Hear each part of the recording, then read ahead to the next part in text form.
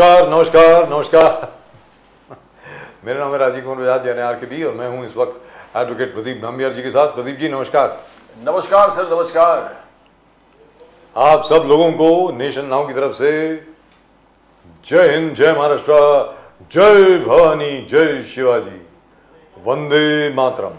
वंदे मातरम। हर हर महादेव, हर हर महादेव, जय सिया राम, जय Shri Ram. So Pradeep ji, Rahul Gandhi is going to start a Nyaya Yatra Bharat न्याय यात्रा from January the 14th बिल्कुल from Manipur, yes and he's going to end up in Mumbai. बिल्कुल। It would have been so much better if he had gone to Gujarat, but anyway, he's going to end up in Mumbai. And how is it going to be different from the Bharat Jodo Yatra, except for the nomenclature, except for the name? The name is different. Rest is more or less the same, right? Sir Manipur to Maharashtra लगातार पूरे already उन्होंने plan कर दिया। I think they talking about 14 states and 85 districts And 62,000 kilometers. Yes, exactly, sir. So it's a huge So which walk, and as you said that anybody who does a yatra always gains something. something or the other, certainly. So definitely Rahul Gandhi will tune up the votes and vote share of the Congress by any means. It's not going to be below 20%. Is going to rise about 20% with the yatra close to the election. which brings me back to my earlier analysis that the Congress should ditch the India alliance, say thank you very much, all the very best to you, and they should fight alone. Because let me tell you this, Lok Sabha 2024 is gone. Lok Sabha 2024 जा चुका है साहब आपके हाथ से। नरेंद्र मोदी जी वापस आ रहे हैं 350 सीट लेकर। Sir it could be a concerted plan of the Congress that इस चीज को इतना डिले कर दो कि ये जो ममता बनर्जी है, शरद पवार जी है, नीतीश कुमार है, स्टैलिन है, जो परेशान कर रहे हैं, तो डिले करके and Congress is ready. The जोड़ो यात्रा है, it only signifies that the Congress is moving ahead irrespective alliance है नहीं है। And actually, they shouldn't bother much about the alliance. लेकिन प्रदीप जी alliance है कहाँ? Where is the alliance? कौन सी alliance? At least government तो बनाए India alliance के। Yeah, which is like fine. I mean that's. Sir, around 250 seats, 1-to-1 contest है। जी। 250 seats. अरे भाई The Congress and the BJP are fighting each other, तो alliance किधर matter? Where West Bengal है, West Bengal का vote share कहाँ? मध्य प्रदेश कहाँ? गुजरात कहाँ? राजस्थान कहाँ? Maharashtra, where is Mamata Banerjee here? मेरा ये where is Sharad Pawar on these other areas? मेरा ये कहना है कि कांग्रेस भारतीय जनता पार्टी के साथ 542 सीटों पे लड़े और मिनिमम 100 सीट लेकर के आ जाए। वही कांग्रेस के लिए बहुत बड़ी अचीवमेंट होगी, बहुत बड़ी उपलब्धि होगी भाई साहब, बहुत बड़ी सफलता होगी कांग्रेस के लिए। क्योंकि इंडिया अलायंस के साथ जाओगे, that is the best thing that will happen to the BJP. 25 seat आ जाएंगी आपकी। It will go down to 25 seats.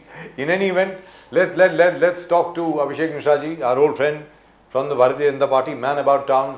He's being photographed every day with all the industrialists, with all the leaders of the BJP and everybody else. Most favored BJP personality in That's all right.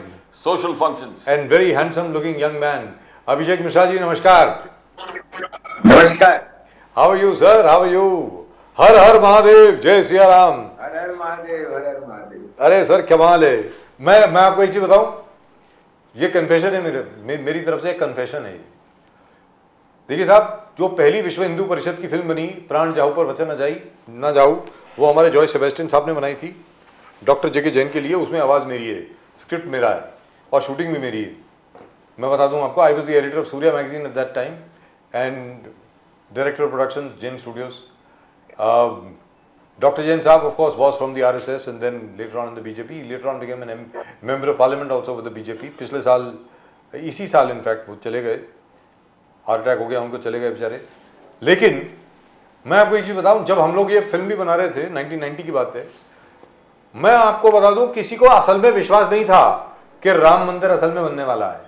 और आज भी I have to pinch myself to say, यार असल में हो रहा है, inauguration हो रहा है, 22 जनवरी को होने वाला है। Very frankly speaking, Advani ji की रथ यात्रा, बाकी सब चीजें, एक चीज मिला करके अगर हम लोग देखें तो उस वक्त ये जरूर था कि मूवमेंट पिकअप कर गई है, लेकिन इस तरीके से वास्तविकता में राम मंदिर की स्थापना हो जाएगी और जैसे 22 जनवरी 12:22 को प्राण प्रतिष्ठा पूजा होगी रामलला की, ये किसी को विश्वास नहीं था। Just for that alone I think mister Modi deserves all our support and appreciation। Abhishek Mishra ji, आप बताएं इसके बारे में।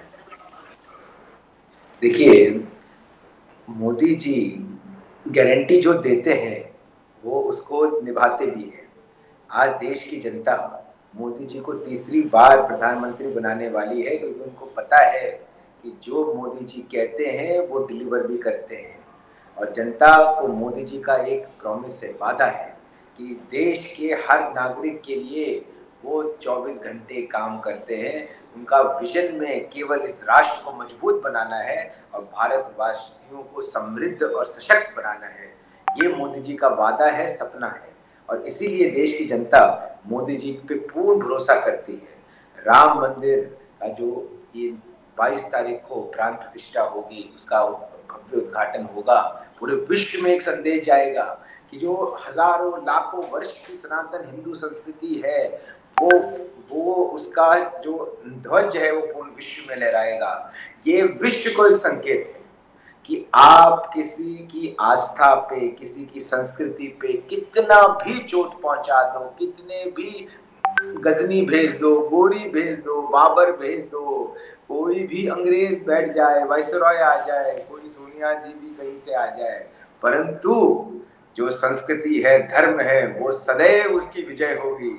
आप कितने भी मस्जिद तोड़, आप जो मंदिर तोड़ने का वहां पे प्रयास जो हुआ, जो हजारों कई वर्षों तक किया जो मुगल साम्राज्य ने, परंतु राम मंदिर आज फिर से वहां पे भव्य रूप में आ रहा है। ये बाबर की हार है, ये गजनी गोरी सोच की हार है, ये जो ब्रिटिश एम्पायर और सभी लोगों की हार है जिन्होंने भारत की संस्कृति को धूमिल करने का, छिपाने का प्रयास किया।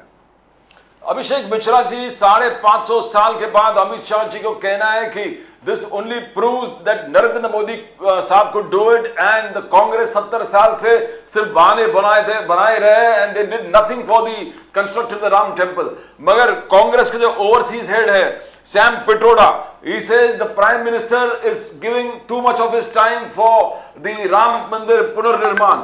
सैम पिट्रोडा जी का कहना है कि prime minister should focus on development activities rather than focus on Ram Mandir Punarnirman. He says if he was the prime minister, he would go out developing schools, road, colleges, institutions और development काम करते। Now why is the Congress behaving in such a manner, Abhishek Mishra ji? Sam Pitroda especially. Modi साहब ने हर report card is very impressive. देखिए, मैं ज्यादा इसको दूसरी धारा में नहीं लेना जाना चाहता हूँ, परंतु जिन जेंटलमैन का आप नाम ले रहे हो उनका फर्स्ट नेम क्या है? सैम। तो आप उम्मीद करते हो सैम नाम का व्यक्ति राम भक्त तो नहीं हो सकता। अब मैं इसे ज्यादा नहीं कहूंगा, ठीक है, जो समझदार को इशारा काफी है। अरे असली नाम तो श्याम है। नहीं, वो सैम बन गया ना, वो सैम बन चुका है। अरे भला आदमी है सर, लेकिन क्या है कि वो मुझे लगता है कि कांग्रेस को अभी तक मतलब अभी जागे नहीं है क्या। और सुनिए दूसरी बात, हाँ। सैम जो बना है, सैम बना है, श्याम से सैम बन गया क्योंकि माइनो अंतोनियो वो इटली से आ गई और भारत की सत्ता और कांग्रेस सत्ता पे काबिज हो गई, तो सभी श्यामों को सैम बनने का फतवा जारी हुआ था कि सैम बनोगे तो टिकोगे, नहीं तो आउट हो जाओगे। तो श्याम को जो है सैम पिट्रोडा बनना पड़ा।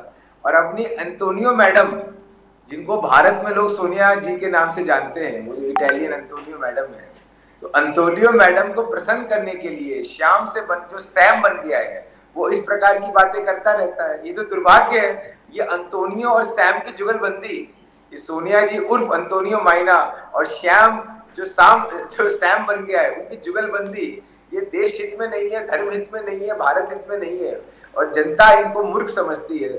अब इन पे क्या टिप्पणी की। लेकिन यहाँ पर अभिषेक मिश्रा जी एक बात तो है, जहाँ तक इंडिया अलायंस का प्रश्न है, अभी हाल ही में एक वीडियो वायरल हुआ है आदरणीय सम्मानीय तमिलनाडु के मुख्यमंत्री M.K. स्टालिन साहब का। मैं उनके बेटे की बात नहीं कर रहा, दयानंद स्टालिन की बात नहीं कर रहा, मैं उनके खुद की बात कर रहा हूँ।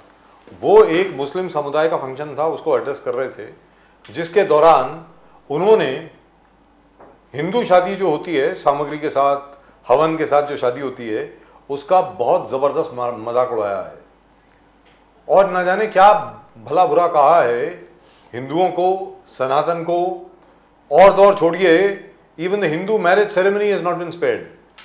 What is going on here? I mean, do they think that the people of India will listen to all this now? आपको लगता है ऐसा, अभिषेक मिश्रा जी? देखिए, इसके पीछे एक गहरी अंतर्राष्ट्रीय साजिश है. मैंने 4-5 बार डिबेट्स में आपके पहले भी बताया है. ये जो उदयनिधि मारन है, जो एम.के. स्टालिन का पुत्र, वो बार बार हिंदू धर्म, सनातन रीति रिवाज और अब सनातन हिंदू धर्म में शादी विवाह पे भी बोल रहा है, इसके खिलाफ बोल रहा है. उसने तो सनातन धर्म को एक बीमारी कह दिया था जी. और अब वो कह रहा है कि जो सनातन की जो शादी विवाह होता है ये कुछ नहीं है, मजाक है. इसके पीछे साजिश में आपको दोबारा याद दिला दूं, मैंने पहले भी बताया है. ये अंतर्राष्ट्रीय स्तर पे, इसमें राहुल गांधी, स्टालिन, ये सब शामिल हैं. इनको ये सिखाया गया है कि तुम दक्षिण भारत को किसी तरह से उसके अंदर एक नफरत पैदा करो भारत के अन्य भाग के बारे में, और हिंदू सनातन धर्म के बारे में नफरत पैदा, क्योंकि सनातन धर्म इस देश को जोड़ के रखता है. तो उस जोड़ को तोड़ इन्होंने ढूंढा है कि सनातन धर्म पे वार करो और उत्तर भारत पे वार करो. तो आप देखोगे डीएमके के कुछ सांसद कभी कभार उत्तर भारत पे कमेंट, इनके मेंबर ऑफ पार्लियामेंट ने भी रिसेंटली दिया था लोकसभा में बयान कि ये जो अभी इनके जो दूसरे नेता है दयानिधि मारन, उन्होंने भी एक बयान दिया है उत्तर भारत के लोगों के बारे में. तो ये उत्तर भारतीयों को अपमानित करते हैं और सनातन धर्म को अपमानित करते हैं. ये पूर्ण रूप से दक्षिण में एक सनातन विरोधी और पूर्ण देश विरोधी जो है, स्पेशली उत्तर भारत के विरोध में एक जहर नफरत का माहौल पैदा करना चाहते हैं, जिससे देश की इंटीग्रिटी को खतरा पहुंचे, इसकी देश की एकता को कमजोरी पहुंचे. और इसी प्लान के तहत जो अंतोनियो माइनो के पुत्र हैं राहुल गांधी, वो वायनाड पहुंच चुके हैं और वो बार बार कहते रहते हैं India is just A union of states. आप राहुल गांधी के डेंजरस बयान को समझो. हम जिस भारत को भारत माता कहते हैं, उसको राहुल गांधी कहते हैं कि केवल स्टेट्स का यूनियन है, ये कभी भी डिसयूनियन हो सकता है. और इस अंतर्राष्ट्रीय साजिश में राहुल गांधी, स्टालिन, कुछ वामपंथी, इसमें कई सारे नकली बुद्धिजीवी जो देशद्रोही हैं वो शामिल हैं और अंतर्राष्ट्रीय फंडिंग मिल रहा है. तो उदयनिधि को बोला गया है कि तुम जो है सनातन के खिलाफ जहर उगलो, बाकी नेताओं को बोला गया उत्तर भारत के खिलाफ जहर निकलो, और राहुल गांधी को बोला गया है कि तुम जो है दक्षिण भारत में अपनी राजनीति को चमकाते रहो इस माध्यम से. तो ये एक साजिश है और इस सबको जेल में डाल देना चाहिए देशद्रोह के मुकदमे में, राहुल गांधी को, उदयनिधि स्टालिन को, एम.के. स्टालिन को. लेकिन यहाँ तक एक सिर्फ यही चीज नहीं है, दूसरी चीज क्या हुई है कि हमारे बड़े पुराने मित्र हैं साहब, डॉक्टर फारूक अब्दुल्ला, बहुत अच्छे मित्र हैं हमारे. अब उनको क्या हो गया है? पहले उन्होंने कहा, जब उनको बताया गया कि साहब 2 करोड़ से ज्यादा पर्यटक आ गए जम्मू कश्मीर में, 1947 के बाद सबसे ज्यादा टूरिस्ट आए हैं. इंडिपेंडेंट इंडिया में the maximum number of tourist have visited Jammu and Kashmir in this year, in the year 2023. वो कहते हैं एक को गोली लगेगी सब भाग जाएंगे. What is he trying to say? Is he trying to send a message across to the terrorists and the separatists? Kill a few tourists. Don't try to target army men and policemen. Is that what he's trying to say? ये तक कह दिया कि फारूक अब्दुल्ला ने तो ये तक कह दिया कि गाजा जैसी परिस्थिति जी, अगर पाकिस्तान से बात नहीं करेंगे, अगर पाकिस्तान से बात नहीं करेंगे तो फिलिस्तीन और गाजा जैसी स्थिति हो जाएगी. तो फारूक अब्दुल्ला जो है वो इस वक्त भारत से नफरत करने में, जबकि वो केंद्र मंत्री रह चुके हैं, जी रह चुके हैं, कश्मीर को गाजा से तुलना करने लग चुके हैं जी, क्योंकि वो कई बार केंद्र मंत्री और मुख्यमंत्री रहे हैं और वरिष्ठ व्यक्ति है, वृद्ध व्यक्ति है. तो मैं ज्यादा कमेंट नहीं करना चाहता, परंतु उनको सोच समझ के बयान देना चाहिए, देश की इंटीग्रिटी के लिए बयान देना चाहिए, और नहीं दे सकते हैं तो चुप रहना चाहिए. इस तरह के देशद्रोही बयान एक वरिष्ठ नेता जो भारत का केंद्र मंत्री और कई बार मुख्यमंत्री रहा है, उसको एकदम अनुचित है, गैर कानूनी है, सेडिशियस है, और इस पे उनको अब सावधानी बरतनी चाहिए. और कश्मीर और जम्मू और कश्मीर में जो शांति अब आ रही है, पत्थरबाजी घटनाएं बंद हुई है, वहाँ पे जो है टूरिज्म बढ़ रहा है, इंडस्ट्रियल ग्रोथ आ रहा है, वहाँ निवेश हो रहा है, इन सबसे नफरत करने के लिए और पैदा करने के लिए जो अब्दुल्ला ये बयान दे रहे हैं, तो उनको सावधानी, ये चेतावनी उनको जानी चाहिए कि देश की जनता इसको बर्दाश्त नहीं करेगी, ना जम्मू कश्मीर की जनता बर्दाश्त करेगी। जो विकास अब होने लगा है जम्मू कश्मीर में केंद्र सरकार के मार्गदर्शन में, उसको अब जनता चाहती है कि ये विकास होता रहे। अब फारूक अब्दुल्ला और उमर अब्दुल्ला आउटडेटेड हो चुके हैं, अब उनका कोई प्रासंगिकता नहीं है, they are not anyway now, वो उनका जो कोई बॉन्ड कनेक्शन नहीं रह गया है जनता से, वो अब आउटडेटेड हो गए, वो अब वर्तमान की राजनीति में उनकी प्रासंगिकता समाप्त हो चुकी है। अभिषेक मिश्रा जी, प्रियांक खरगे, जूनियर खरगे, मल्लिकार्जुन खरगे का लड़का जो कांग्रेस कर्नाटका, उन्होंने कहा मोदी साहब ने राम मंदिर तो बना दिया, इसे राम मंदिर तो मोदी साहब बना दिए, राम राज्य कब आएगा? हम प्रतीक्षा, अब तक 10 साल हो गए हम प्रतीक्षा कर रहे हैं कि मोदी साहब राम राज्य लाएंगे। इसे लोगों से नहीं मिल रहा। One is that, and unemployment is all time high, बोला एम्प्लॉयमेंट क्रिएट नहीं किया है, and development has not taken place. जो भी मोदी साहब ने प्रॉमिस किए फुलफिल नहीं किए, तो ये राम राज्य कभी आएगा? अभिषेक मिश्रा जी, राम मंदिर तो आपने बना दिया, राम राज्य का डेट आ चुका है। प्रियंका खड़गे जो है, लगता है कि कुछ भ्रष्टाचार करने में व्यस्त है कर्नाटक में, तो उनको पता नहीं है 22 जनवरी को राम राज्य आ रहा है, ये डेट पूरा देश जानता है। आप कृपया जो है खड़गे जी के पुत्र को बता दीजिए 22 जनवरी को रामराज भारत में आ रहा है। 12:22 आप पूजा करेंगे 12:22। और यहीं पर इसी शो के दौरान हमारे यहाँ पे एस्ट्रोलॉजर थे कुछ, भाई तो ये बता दूं आपको, पता नहीं आपको इस विषय के बारे में हम लोगों ने सूचना दी कि नहीं दी। यहीं पर इसी शो में कुछ ज्योतिष थे, ज्योतिषाचार्य थे, one of the most accurate astrologers that I know of. He said कि ये मुहूर्त जो है ऐसा लगता है श्री राम ने खुद बनाया है, इससे ज्यादा अच्छा मुहूर्त कोई हो नहीं सकता। पूरा ब्रह्मांड आकर के देखेगा इसको और पूरे ब्रह्मांड में खुशी की लहर दौड़ेगी। ये 12:22 22 जनवरी का जो मुहूर्त है, which is absolutely fantastic. Now I don't really know who had calculated it, who arrived at this number, who arrived at this time, but whoever it was, बहुत ज्ञानी ध्यानी शख्स होगा सर, जबरदस्त होने वाला है। आपके खुद के विश्लेषण से 22 जनवरी के बाद भारत में क्या होने वाला है सांस्कृतिक तौर पे, और भारत की जो एक राजनीतिक छवि है पूरे ब्रह्मांड, पूरे देश में, मतलब पूरी दुनिया में, उसमें क्या बदलाव आने वाला है? अभिषेक मिश्रा जी। भारत से बाबर की सोच, ब्रिटिशर्स की सोच ये मिट जाएगी और भगवान राम की सोच जो है वो हर भारतवासी के दिल में वो बस जाएगा। तो ये परिवर्तन होने वाला है।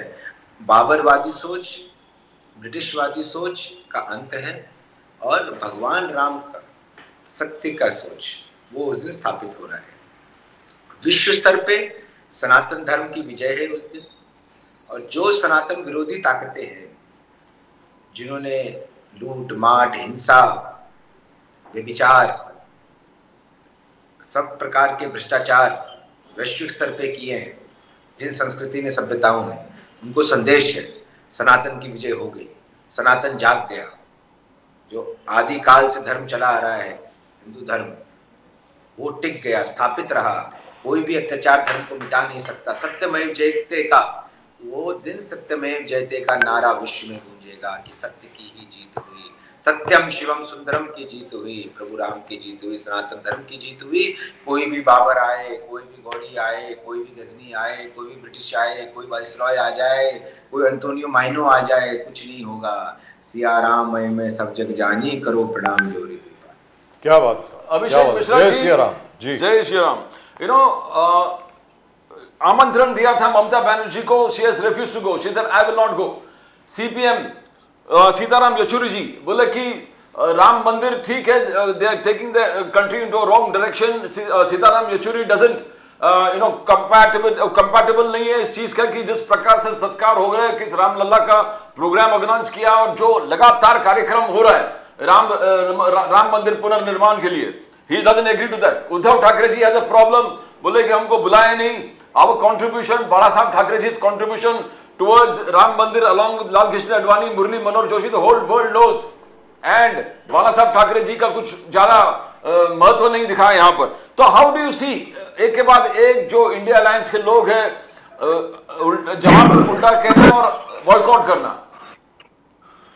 देखिए क्या है, जहाँ तक ममता बनर्जी की बात है, तो उसमें प्रभु जिसको बुलाएंगे नहीं वो प्रभु के दरबार पहुंच नहीं सकता। और हनुमान चालीसा में एक बहुत अच्छा लाइन है, भूत पिशाच निकट नहीं आवे, महावीर जब नाम सुने। तो अब जिसको समझदार है वो समझ जाएगा किसी का नाम नहीं लूंगा, तो इसलिए वो लोग खुद ही नहीं आ रहे। ठीक है, क्योंकि निकट नहीं आवे, निकट नहीं आ सकते। ठीक है। हाँ, अरे लेकिन वो तो हमारे सीपीआईएम के जो मित्र हैं, आदरणीय सम्मानीय सीताराम येचुरी जी, उनके तो नाम में ही सीताराम है, उनको क्या हो गया है? सीपीआईएम का विषय, हाँ बता रहा हूँ, सीपीआईएम का ये विषय है कम्युनिस्ट पार्टी का, कि कल उन्होंने माओ, चाइना के जो तानाशाह थे, जो धर्म को नहीं मानते थे और हिंसा के दम पे सत्ता पाना जिनका एक सिद्धांत है, कम्युनिस्ट पार्टी के जो नेता थे चाइना के, उनके जन्म क्या, वो एक कल अपना ट्विटर पे गाथा लिख रहे थे कि the great man, great revolutionary of China, who has revolutionised China, help the Chinese people. तो कम्युनिस्ट पार्टी ऑफ इंडिया जो है वो माओ को ही अपना देवता मानती है, तो वो राम जी के रास्ते पे नहीं चल सकती। कम्युनिस्ट पार्टी ऑफ इंडिया बंदूक, जो माओ ने कहा था ना, बंदूक के दम पे सत्ता आती है, तो उसको power flows through the barrel of a gun, barrel of the gun, that's right, that's what he said. Statement था। और जो माओ कहता था मैं धर्म को नहीं मानता, मैं केवल सत्ता को मानता हूँ, तो कम्युनिस्ट पार्टी ऑफ इंडिया देशद्रोही, धर्म विरोधी, भगवान राम विरोधी, माओ भक्त है। ये माओ की भक्ति करते हैं, ये प्रभु राम की भक्ति नहीं कर सकते, इसलिए नहीं। हाँ, मान लीजिए कल माओ का कोई उद्घाटन होगा, माओ का कोई मूर्ति का चाइना में, सारे नेता पहुंच जाएंगे बीजिंग, ये कम्युनिस्ट वाले।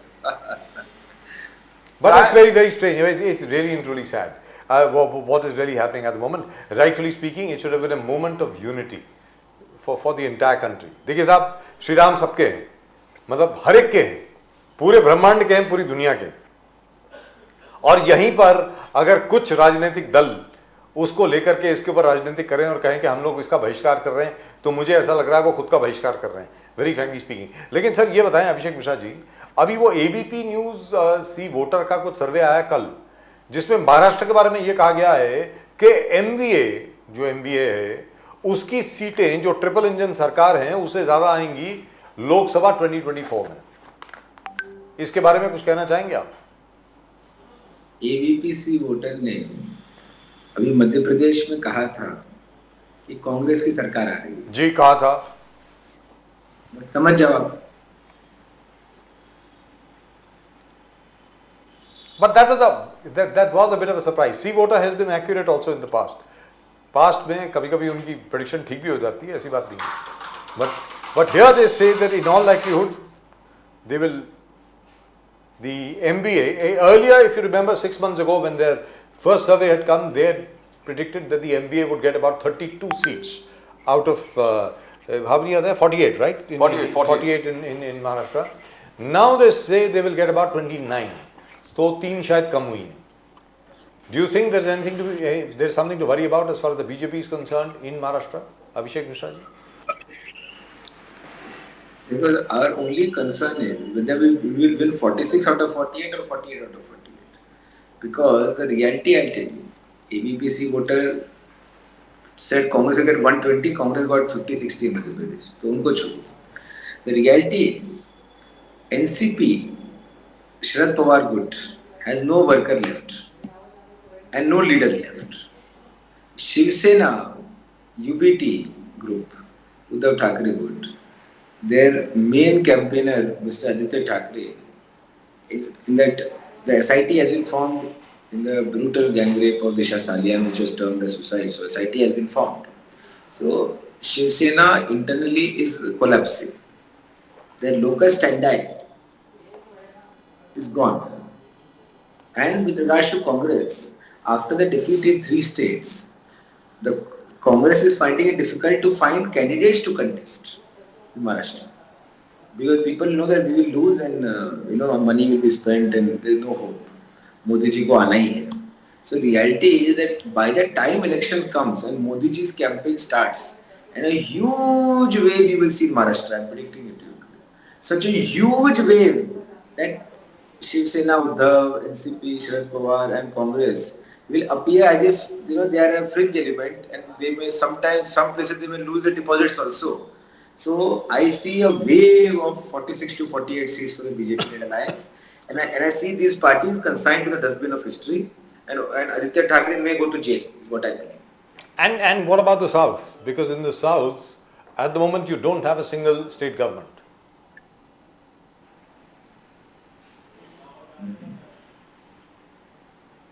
No, so what did it imply? That implies what are you going to be perspective- doing? Are you changing your strategy a little bit in terms of the southern Right. states? In Karnataka, Andhra Pradesh, Telangana, Tamil Nadu and Kerala, the BJP does not have a state government. Then I see the BJP, you have to remember, they are organization-based party. Our organization keeps growing, keeps getting strong, and then a day we reach the break-even point, and we form government. So in all the 5 states of the south, organizationally we are strong, and hence we are very confident that at the right time we will get governments in the south states. And at the moment, the news from Kerala is that there is a possibility that the BJP might actually win a few seats. Up till now, you have not won any. It's been a very long time. The organization in Kerala has been very, very strong. Especially the RSS has been very, very strong. Pradeep ji himself originally is from Kerala. As he keeps seeing that the only force which is fighting all the other guys is the RSS. And now, of course, the BJP. But somehow or the other, you have not managed to win any seats there. Do you think that will change now? Yes. We are going towards the point of converting support into votes and enough votes to convert into seats. Pradeep ji. 20 million subscribers. Prime Minister Narendra Modi. 20 million subscribers. 200 million. Sorry. No, sir. Time out. 200 million. 200 million. That is 2 crore subscribers. 2 crores. 2 crore subscriber है 2 sir. crore subscribers. 2 crore subscriber है. 2 20 million will just be 2 crores. 2 It will crores. just be 2 lakhs. 20 lakhs. 2 crores subscribers. Prime Minister Modi talks about his formidable leadership and his acceptability, not only in this country but across the world. You have few leaders across the world who can touch what Prime Minister Modi, the popularity that he has got. And the third term, which by all terms is going to be a short birth, Prime Minister Modi will be also breaking Pandit Jawaharlal Nehru's mark of 3 times consecutively. Now, this speaks about leadership, Abhishek Mishra ji. This speaks about a vision that he has for his people. And as he says, the poverty people brought about the poverty line, the Awas Yojana, the toilet Shauchalaya built. This is never seen, unprecedented in Indian history, democratic history. How do you evaluate? Abhishek Mishra ji. See, first one point you have not asked me about is the new yatra this Rahul Gandhi is taking. So I just want to say one line about that. Okay, then I'll come to Modi ji's YouTube. See, Rahul Gandhi's first yatra, he did Pad Yatra. Okay, now he is doing Bus Yatra. So this new yatra from Manipur to Maharashtra, 65,000 kilometers, it will be predominantly he'll travel in a vehicle, okay, for the yatra, and he'll hardly travel on foot. So from foot he has come to bus. Okay, he has understood I keep walking and people don't vote for me. BJP wins, so why to walk? So I sit in a bus, give me a nice AC bus. Okay, fine, I'll wave hands sometimes, see if any vote comes. So now after this bus yatra, okay, Pad Yatra flopped, now bus yatra. So bus yatra of Rahul Gandhi, this new yatra, when he'll wave hands and again he'll not receive any votes. There will be a new yatra from Pad Yatra to a bus yatra, and next time he will do a flight yatra where he will sit and fly out of India saying कि भैया मैं चलूं या बस में बैठूं कुछ भी करूं कोई वोट नहीं मिलता कोई मेरी सुनता नहीं. So fly yatra होगा where Rahul Gandhi will fly out of India, and we should wait for the third yatra. The first yatra flop, Pad Yatra. आज नई यात्रा राहुल गांधी अनाउंस की, that will be in the bus. और तीसरी होगी flight यात्रा, भारत से बाहर वो परमानेंटली चले जाएंगे. उस तीसरी यात्रा का मैं इंतजार कर रहा हूँ. बट यू डोंट बिलीव, आपको नहीं लगता कि भारत न्याय यात्रा जो 22 जनवरी से पहले मोदी जी के प्राण प्रतिष्ठान करने से पहले he will embark on Bharat न्याय यात्रा starting from Manipur and ending eight Maharashtra. He is going to cover 14 states, 85 districts, and probably 62,000 kilometers. You don't think he's going to achieve anything from that, Abhishek Mishra ji? नहीं, ये भारत न्याय यात्रा नहीं है। ये Rahul Gandhi Congress party से न्याय मांग रहा है कि भाई मेरे को चला दिया 50,000 किलोमीटर, कुछ नहीं हुआ, तीनों स्टेट हार गए, ठीक है, कोई मेरी सुनता नहीं है, मेरा अपमान होता है, अब इतना चला दिया तो मेरे को कोई न्याय दे दो। तो उन्होंने कहा कि ठीक है, आपको बस में बिठा के इस बार घुमाएंगे थोड़ा।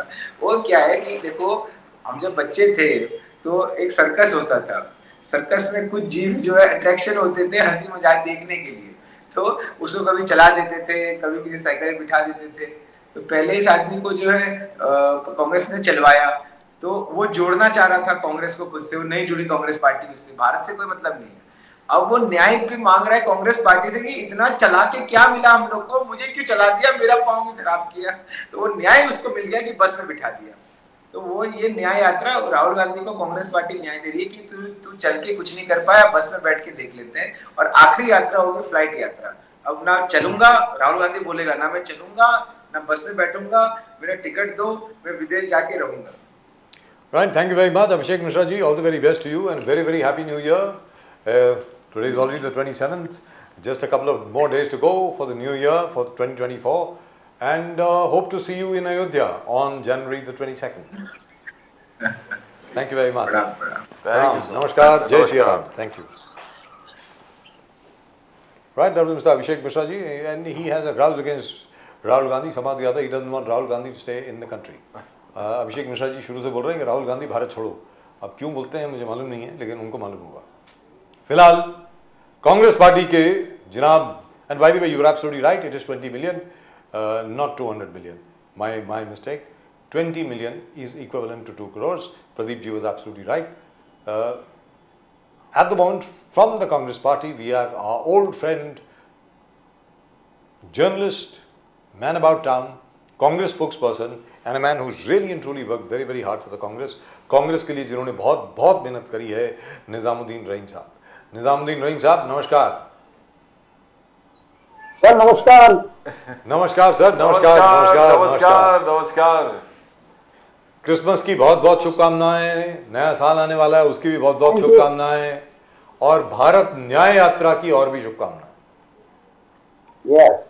लेकिन निजाम साहब, कुछ जरा देर नहीं हो गई, लगता नहीं आपको? जरा जल्दी शुरू करनी चाहिए थी ना, जरा देर हो गई, मुझे ऐसा लग रहा था। हो सकता है मैं गलत बोल रहा हूँ। नहीं, कल बात आपकी सही है, हम लोगों को भी लगा था कि और पहले शुरू होनी थी, लेकिन आप कल देखेंगे कि कल नागपुर में 10 लाख लोगों का एक जबरदस्त रैली राहुल गांधी के नेतृत्व में है, और लोग आज रात से ही सब जगहों से निकलना चालू हो गए हैं, बसें ये वो। तो उसका कवरेज कल एक बहुत बड़े पैमाने पर देश के सामने होगा। और उसके बाद यात्रा का टाइम भी बिल्कुल ठीक ठाक है, क्योंकि इस बार थोड़ी सी परिवर्तन रहेगी, लेकिन काफी कई राज्यों को होते हुए और महाराष्ट्र के मुंबई में इसका समापन होगा। तो मुझे ऐसा लगता है कि बहुत देर तो नहीं कह सकते, क्योंकि पिछली यात्रा का असर अभी तक है लोगों के दिलो दिमाग में। तो इस यात्रा के शुरू होने से और लोकसभा के चुनाव तक बहुत सारा कुछ देखने को इस देश को मिलेगा।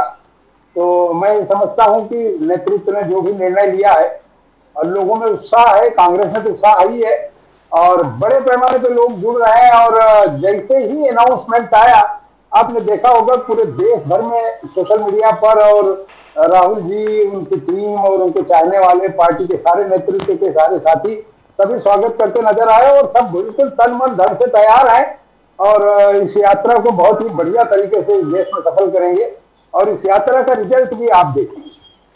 लेकिन कल तो आपकी एनिवर्सरी है साहब, 138वीं सालगिरह है कांग्रेस के स्थापन की। कंप्लीट करके जा रहे हैं, 139वें में प्रवेश करेंगे जी।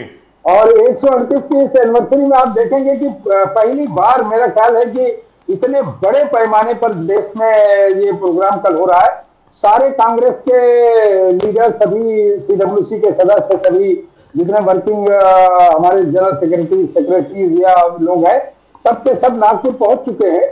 और आज जो है नागपुर में है कि नासिक में? कहाँ है? नासिक में है कि नागपुर में?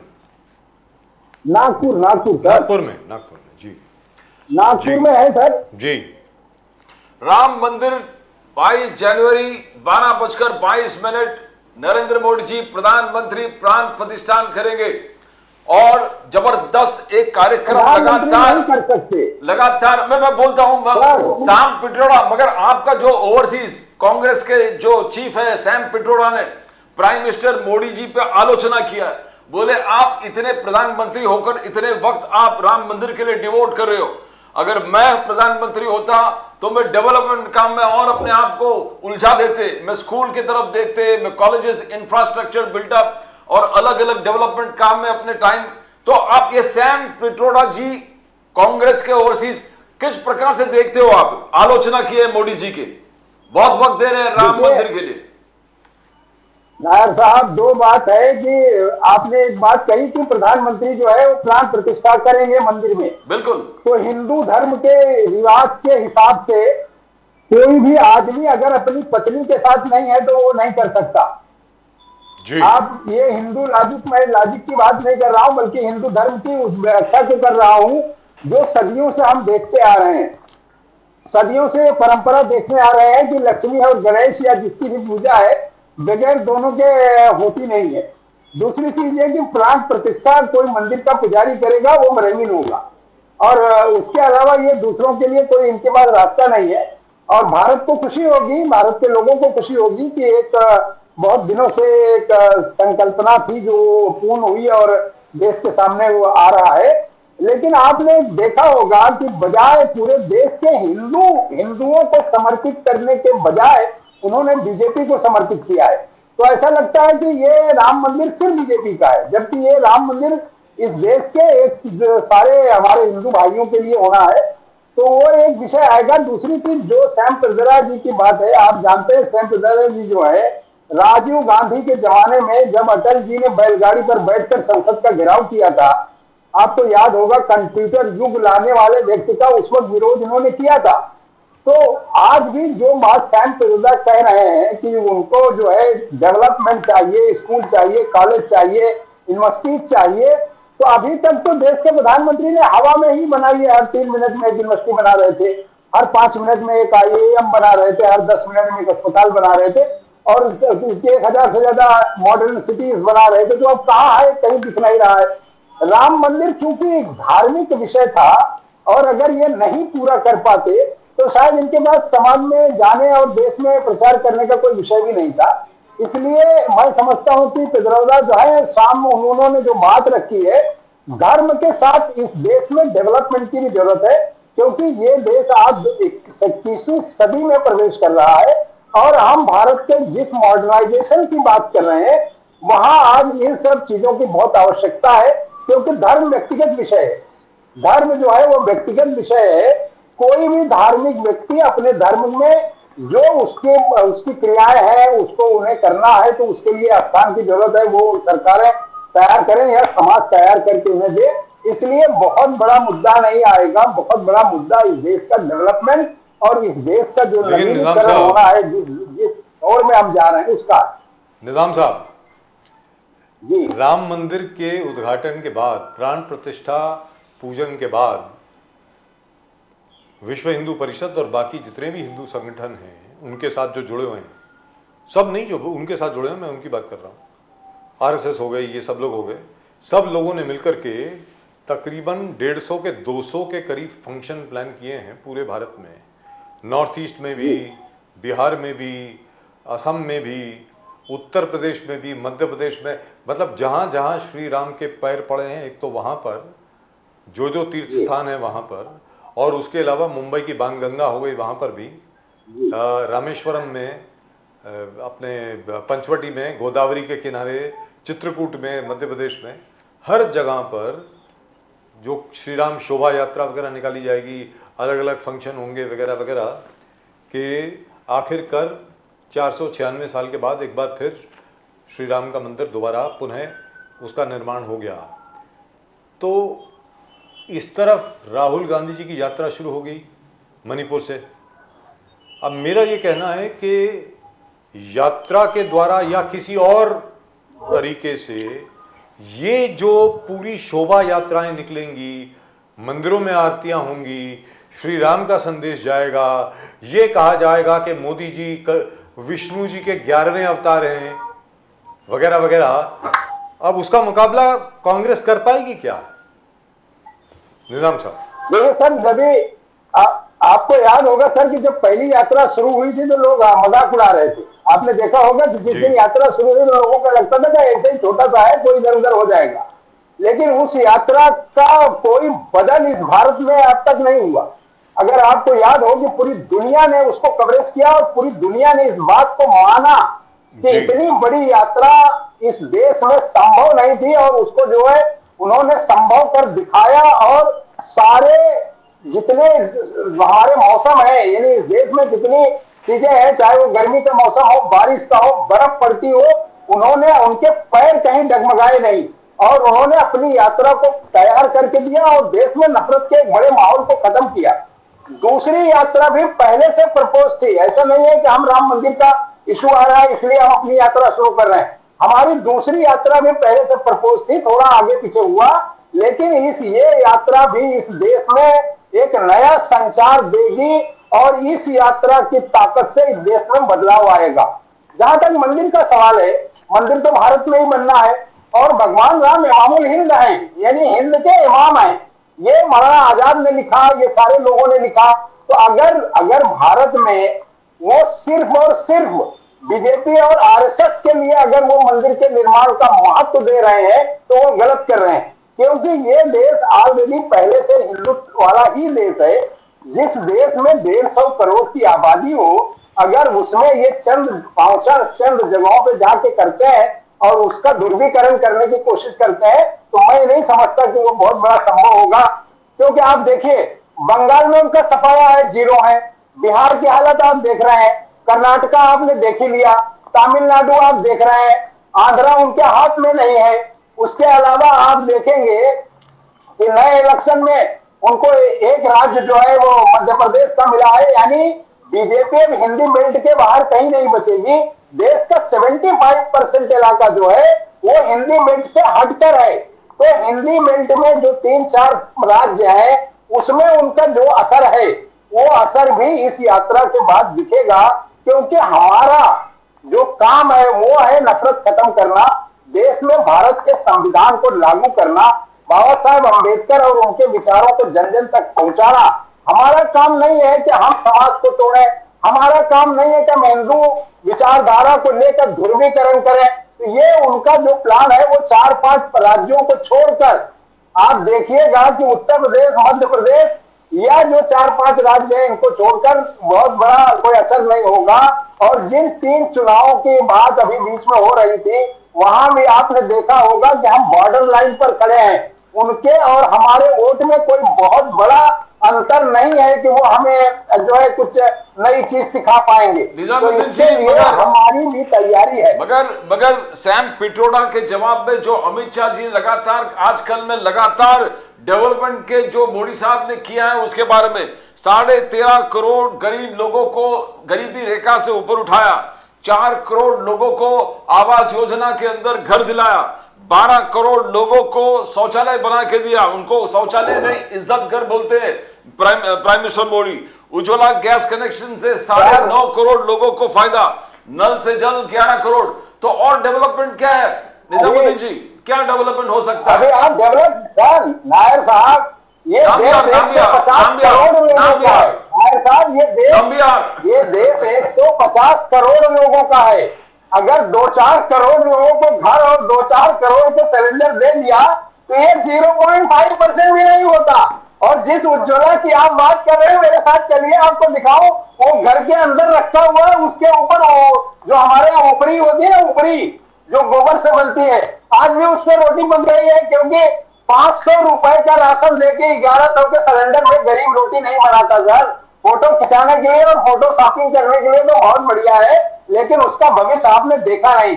जन योजना का भविष्य भी आपने देखा होगा। मैं भी बैंक में डायरेक्टर रहा हूं, मुझे पता है कि उन खातों में कितना पैसा आया और कितना पैसा जा रहा है। तो जिस जगह महासमुंदर है भारत, 150 करोड़ की जनता में अगर वो कह रहे हैं कि हम डेवलपमेंट कर रहे हैं, तो इससे बड़ा झूठ क्या होगा कि रोज क्या इस देश में 40,000 से ज्यादा उद्योगपति रोज भाग रहे हैं भारत छोड़ के। तो ये इस तरह का डेवलपमेंट बात करना। अब आज उनका एक बयान आया है कि मुझे जो है आप बंगाल में जो है 35 सीटें अगर आप दे दें तो मैं 16 बंगाल बना दूंगा। अरे आप क्या बना देंगे? आपने इस देश को कहां पहुंचा दिया है? वो सिर्फ और सिर्फ हिंदुत्व के नाम पर जितना उन्होंने टिका रखा है उससे ज्यादा उनके हाथों में कुछ नहीं है। और अभी आजकल नई चर्चा प्रधानमंत्री की चल रही है कि यूट्यूब पर प्रधानमंत्री आ गए हैं, 2 करोड़ फॉलोअर हो गए।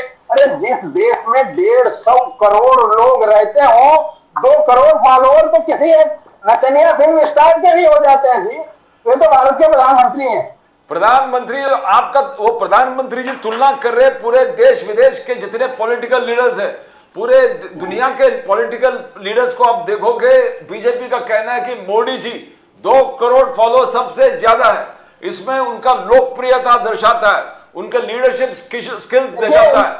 विजन जो मोदी साहब के विजन जो है, और जो गरीबों के लिए 80 करोड़ लोगों को रेशन फ्री, और जिस प्रकार से रेशन फ्री के माध्यम से लोगों को जीत लिया है दिल और करीब आए हैं लोग, तो जो प्रेम है लोगों का वो दर्शाता है, बीजेपी का कहना है।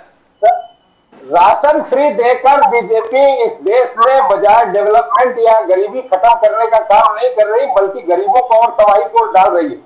दूसरी चीज, इनके डेवलपमेंट का, इनके मुख्यमंत्री का आपने 2 दिन पहले बयान देखा होगा, राजस्थान में उसने श्रद्धांजलि प्रधानमंत्री की अर्जित कर दी। आपने देखा कि नहीं?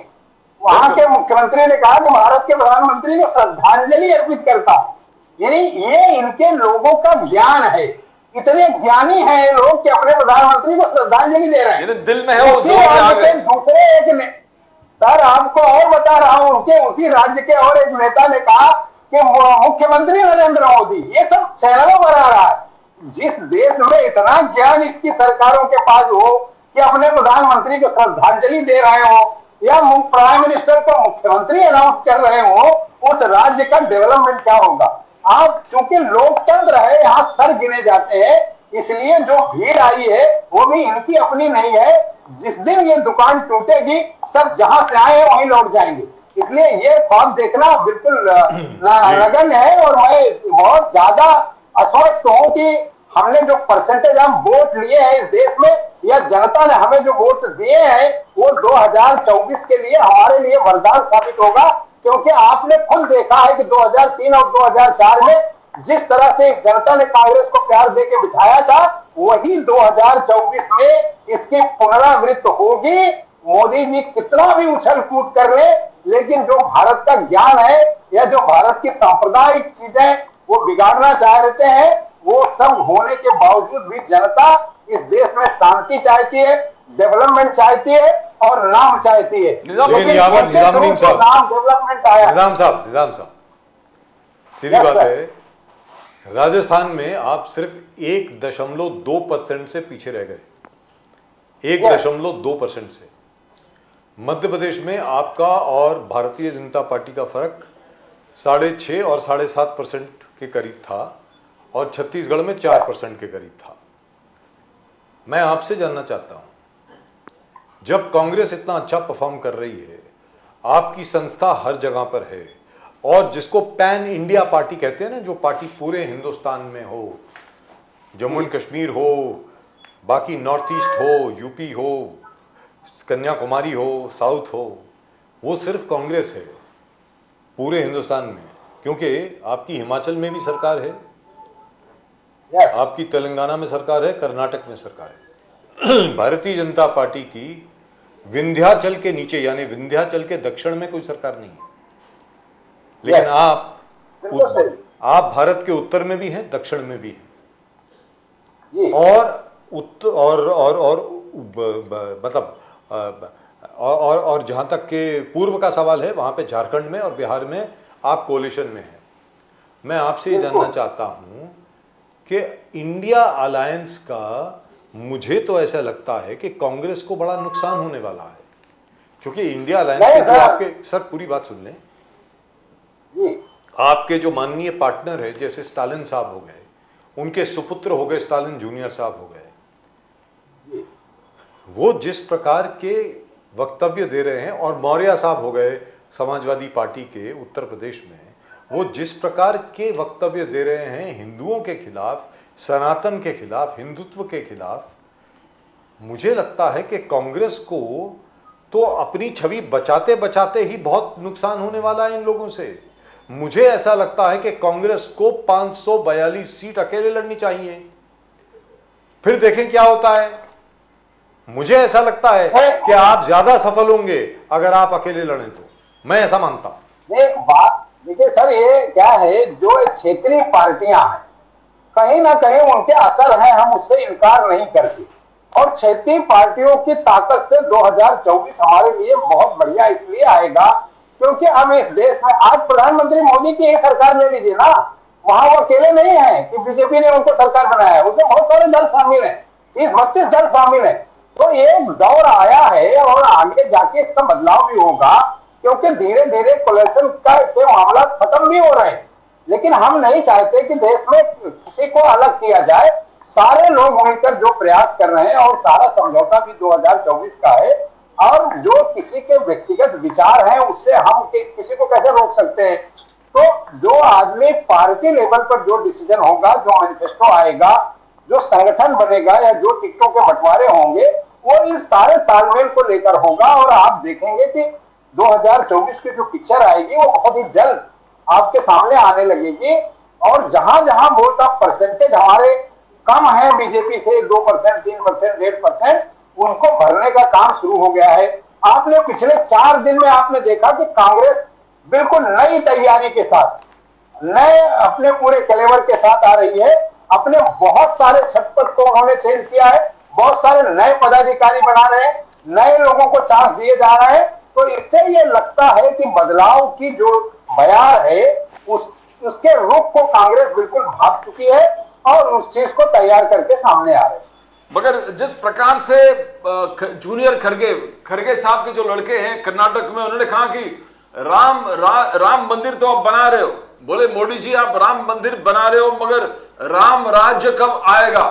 10 साल हो गए, राम राज्य अब तक नहीं आया। जूनियर खरगे का कहना है, बोले अनएम्प्लॉयमेंट, बेरोजगारी एकदम उच्च सीमा पर है, डेवलपमेंट उस ढंग से नहीं हो गया था, जो आपने वादा किया था 10-12 कोई भी पूरा नहीं हुआ।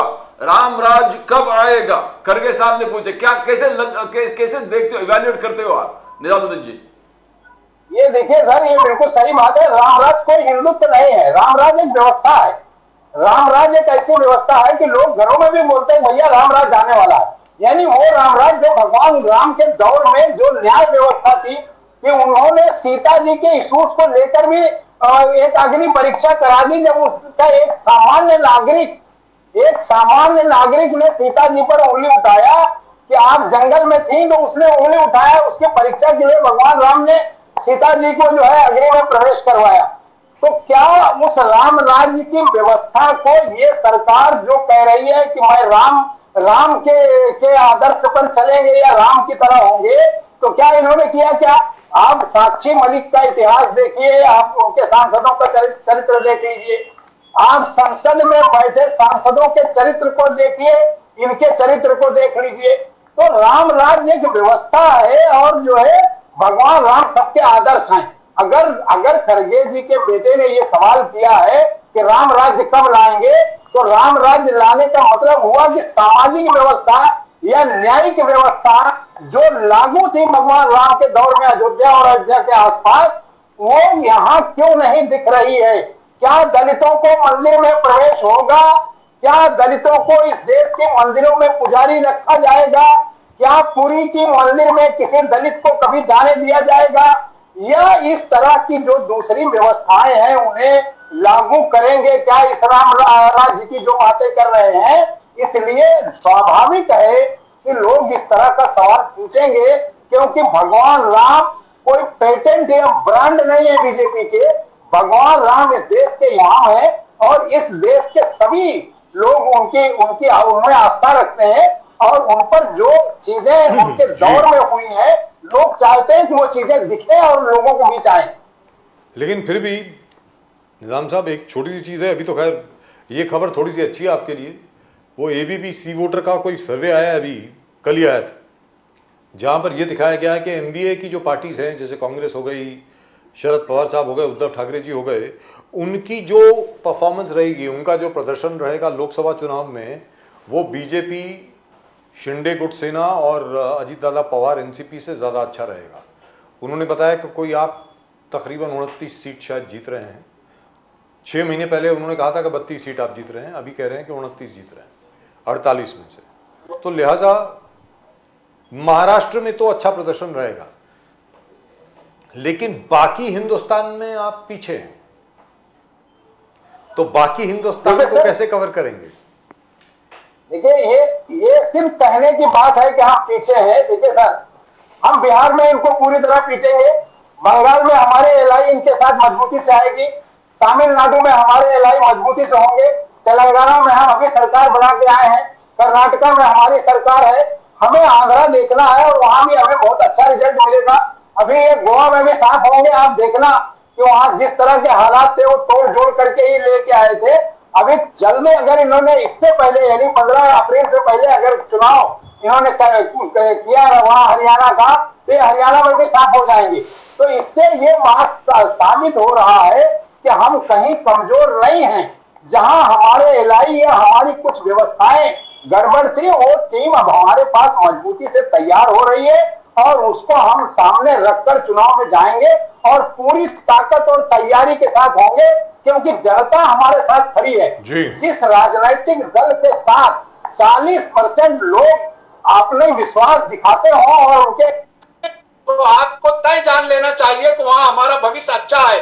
इसलिए जो इस तरह की बातें कर रहे हैं उन्हें सोचने की जरूरत है कि वो मंथन करें कि वो कहां पिछड़ सकते हैं। हमें तो खोने के लिए कुछ नहीं है, हमें तो हासिल करना है वो सरकार बनाना। निजामुद्दीन जी, वेस्ट बंगाल में अमित शाह जी थे, जो आप सही कह रहे हैं, और वेस्ट बंगाल में जो बातें आपने कहा उससे आगे जाकर अमित शाह जी ने कहा कि सुनिए, सीएए कानून है, कानून बन गया है, is a law of the land, nobody can change it, nobody can change it. CAA रहेगा और कानून बन गया है और एनफोर्स होगा। पॉलिटिकल पार्टीज अपने लोगों को, अपने पॉलिसीज को गलत फहमी करके लोगों को गुमराह कर रहे हैं। ये कानून निजामुद्दीन जी सुनाई दे रहे हैं आपको? आवाज नहीं आ रही सर। निजामुद्दीन जी अभी आपको सुनाई दे रहे हैं? No, hello, yes yes, Bluetooth disconnect हो गया आपका, ब्लूटूथ। सर आवाज नहीं आ रही। I will hear you. Please send him a message. आवाज नहीं आ रही। Message, Please send Nizam Saab a message. There is Bluetooth has been disconnected. हाँ, बात कर। Please do so. So this is something that continuously. No, but as far as the BJP is concerned, I think that perhaps because of the Ram Mandir, the BJP might even be overconfident. There is a possibility. One never knows. Sir, but in which field you think that Mr. Modi is lacking? No, because we need to really, where is the false, you can say, a weak spot on the wall which the Congress can penetrate? Oh, quite a few. Manufacturing is down. Unemployment is up by about 6%, 3%. It's at 10.47%. वो जो कल BJP के थे प्रदीप गावड़े साहब, वो बोल रहे थे कि अभी we are down, employment figures are down to 3%, absolute nonsense. CMIE के फिगर्स हैं that unemployments are up to about 10.47%। There is an agrarian crisis right now all over the country. आज अगर आप किसानों की बात करें, अगर आप मैन्युफैक्चरिंग की बात करें, इंडस्ट्रियल ग्रोथ की बात करें, जॉब्स की बात करें, BJP has a lot to answer for. Sir, आप इसको रिपोर्ट कार्ड देखोगे, the fifth biggest economy, the biggest digital revolution ever the world has seen. Article 370, 35A, Ram मंदिर पुनर्निर्माण, वर्बल ट्रिपल तलाक, नारी शक्ति वंदन अधिनियम, सर्जिकल स्ट्राइक, बालाकोट स्ट्राइक, ये पूरे रिपोर्ट कार्ड है नेशनली जो उन्होंने किया। और जो गरीब कल्याण स्कीम्स है, किसान सम्मान, प्राइम मिनिस्टर किसान सम्मान, प्राइम मिनिस्टर आवास, जिसमें 4 करोड़ के आसपास लोगों को उन्होंने घर दिलाए, 80 करोड़ लोगों को खाना दे रहे हैं, उज्ज्वला योजना के तरफ गरीब जो महिलाएं हैं उनको गैस दे रहे हैं, आयुष्मान भारत के वजह 35 लाख को, अभी वो जो गाड़ी उनके मोदी जी के प्रॉमिस वाले गाड़ी, तो आप देखो कि हर घर नल से जल, हर घर में शौचालय, स्वच्छ भारत। आप कहा नो, जो गरीब कल्याण हो या नेशनल परफॉर्मेंस हो, where is the dent in the wall? यहाँ पर सबसे बड़ी बात है कि जो ऑपोजिशन है, जो विपक्ष है, इसके खिलाफ कुछ भी कहने में सक्षम नहीं है। उनके पास मटेरियल है, बहुत है। For instance, China has entered into the country to the extent of almost 2000 square kilometers. इसके ऊपर विपक्ष ने किस प्रकार अपनी आवाज उठानी चाहिए? नहीं है। अभी हाल ही में पूंछ में एक और एम्बुश हुआ, 4 of our jawans were killed. उसके पहले जो 6 और हमारे जो फौजी मारे गए उसके बारे में कुछ नहीं। अभी अभी जो MV केम अपोलो जो शिप है उसके ऊपर अटैक हुआ, it has limped back into Bombay harbour right now. मेरा ये कहना है कि जनाब, जिस फोकस से, जिस स्ट्रेंथ से, ताकत से विपक्ष को यानी कांग्रेस को एक एक चीज को सामने लाना चाहिए, हर जगह पर विपक्ष फेल है। लिहाजा मोदी जी के लिए रास्ता साफ है, क्योंकि उनके सामने उनको क्रिटिसाइज करने वाला कोई नहीं है। अब आप जगदीप धनखड़ साहब का ही मैटर ले लीजिए, वो कहते हैं जाटों का अपमान हो गया। अरे भाई, इतने जितने भी हमारे रेसलर हैं वो सारे जाटे हैं। आपने उनको रौंद दिया, आपने उनके ऊपर लाठीचार्ज किया, लड़कियों के ऊपर मर्द पुलिस ने अपने बूट रख दिए उनकी शक्लों पे, उनके मुंह के ऊपर, तब जाटों का अपमान नहीं हुआ। 750 किसान मर गए जिसमें 500 के करीब जाट थे, तब जाटों का अपमान नहीं हुआ। Now the point is, somebody will have to say it in a proper manner which reaches people and which reverberates with people. But the opposition, led by the Congress, seems incapable of doing that. All they are concerned with is just scoring brownie points in various, Sir, the television segment, channels. जो segment है now, polarization of votes, 80% Hindu votes जो अडवाणी जी के वक्त पर था कि कांग्रेस के जो फॉर्मूला इंदिरा गांधी ब्राह्मण दलित मुसलमान, वो फॉर्मूला तो अभी रह नहीं गया, because that is already been regional parties has taken off the vote share. BJP consolidation of Hindu votes has been agenda. Rahul Gandhi tried to break that by playing the OBC card, but वहां पर भी मोदी जी ने कहा अगर कोई ओबीसी है तो मैं ओबीसी हूं, and the OBC prime minister is going to do the Pran Pratishthan. तो what message are you sending? अगर आप कहते हो कि 84% of the OBC you are fighting for that, Rahul Gandhi ji fight कर रहे हैं, तो here is a prime minister, he himself is OBC, वो खुद प्राण प्रतिष्ठान कर रहे हैं। तो वोट शेयर के आप देखोगे, he still consolidating the 80% Hindu votes and making a dent with the Muslim votes are concern. Now Congress is in a fix because after all more than development,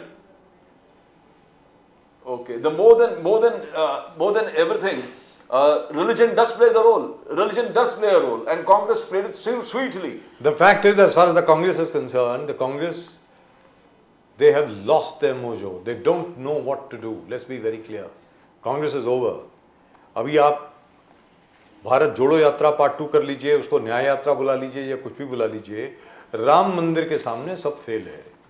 आप अपनी बात सामने रखने में सक्षम नहीं हैं। आपके पास इश्यूज बहुत हैं। मैं फिर बोलता हूं, 2024 इलेक्शन इज ओवर।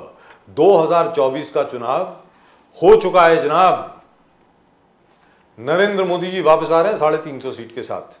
अब कांग्रेस को तय करना है कि उनकी मिनिमम 100 सीट आएंगी कि नहीं आएंगी। 100 सीट तभी आ सकती हैं अगर कांग्रेस अकेले लड़े तो। 542 सीट जो हैं लोकसभा की, हर सीट के ऊपर कांग्रेस को अपना उम्मीदवार उतारना चाहिए। भारतीय जनता पार्टी और उसके एलाइज के साथ लड़ना चाहिए, कांग्रेस को अकेले लड़ना चाहिए, और फिर देखिए आप कितने पानी में हैं। 2029 के लिए आप प्लान कीजिए। 2024 इज ओवर। क्योंकि मुझे ऐसा लगता है प्रदीप जी, अगर ये लोग कांग्रेस के जो लोग हैं अगर इंडिया अलायंस के साथ लड़ते हैं, there is a possibility Congress may not get even 25 seats. इस बार हो सकता है। I think Congress is playing it so sweetly. वो इतना, बिकॉज अभी तक वो सीरियस थे, तो अब तक बहुत कुछ होना चाहिए था। More than 70% of the work shot been over. Now the Congress is really seems to be sincere about it. Now the other party is really sincere about it.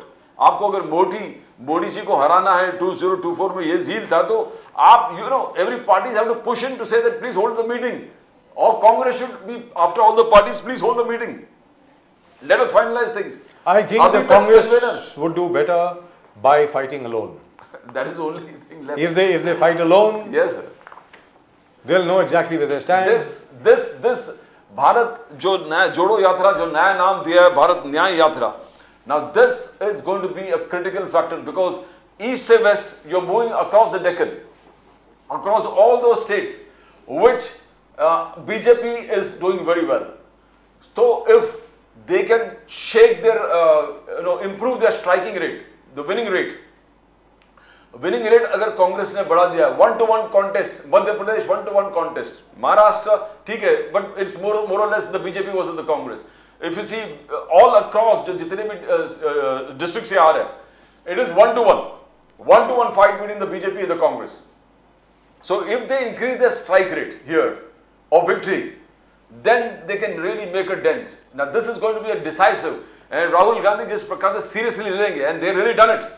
And they have really done it. They didn't wait for the India Alliance meeting to announce that Rahul Gandhi जी का second जोड़ो यात्रा चलने वाला है. They already announced it immediately, and they're going to start on January 14th. Yes, and they have announced it that it will take place before Narendra Modi's Pran Pratishthan, Ayodhya, Ram Mandir Punar Nirman.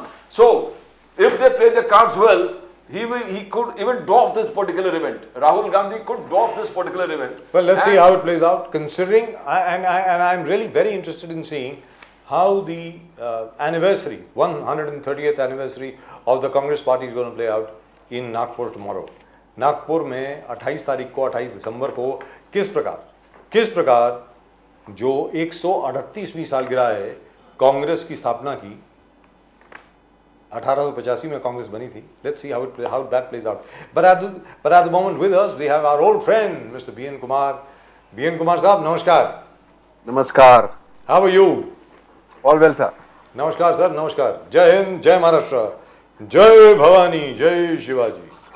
तो sir अब आप तो सिडको के पीछे पड़ गए. मतलब CIDCO is now violating all CRZ1 and CRZ2 norms, and this Yes, time they are making colonies or they are making luxury apartments for judges and bureaucrats. What is Yes. going on here? B.N. Kumar साहब, ये क्या है, क्या हो रहा है?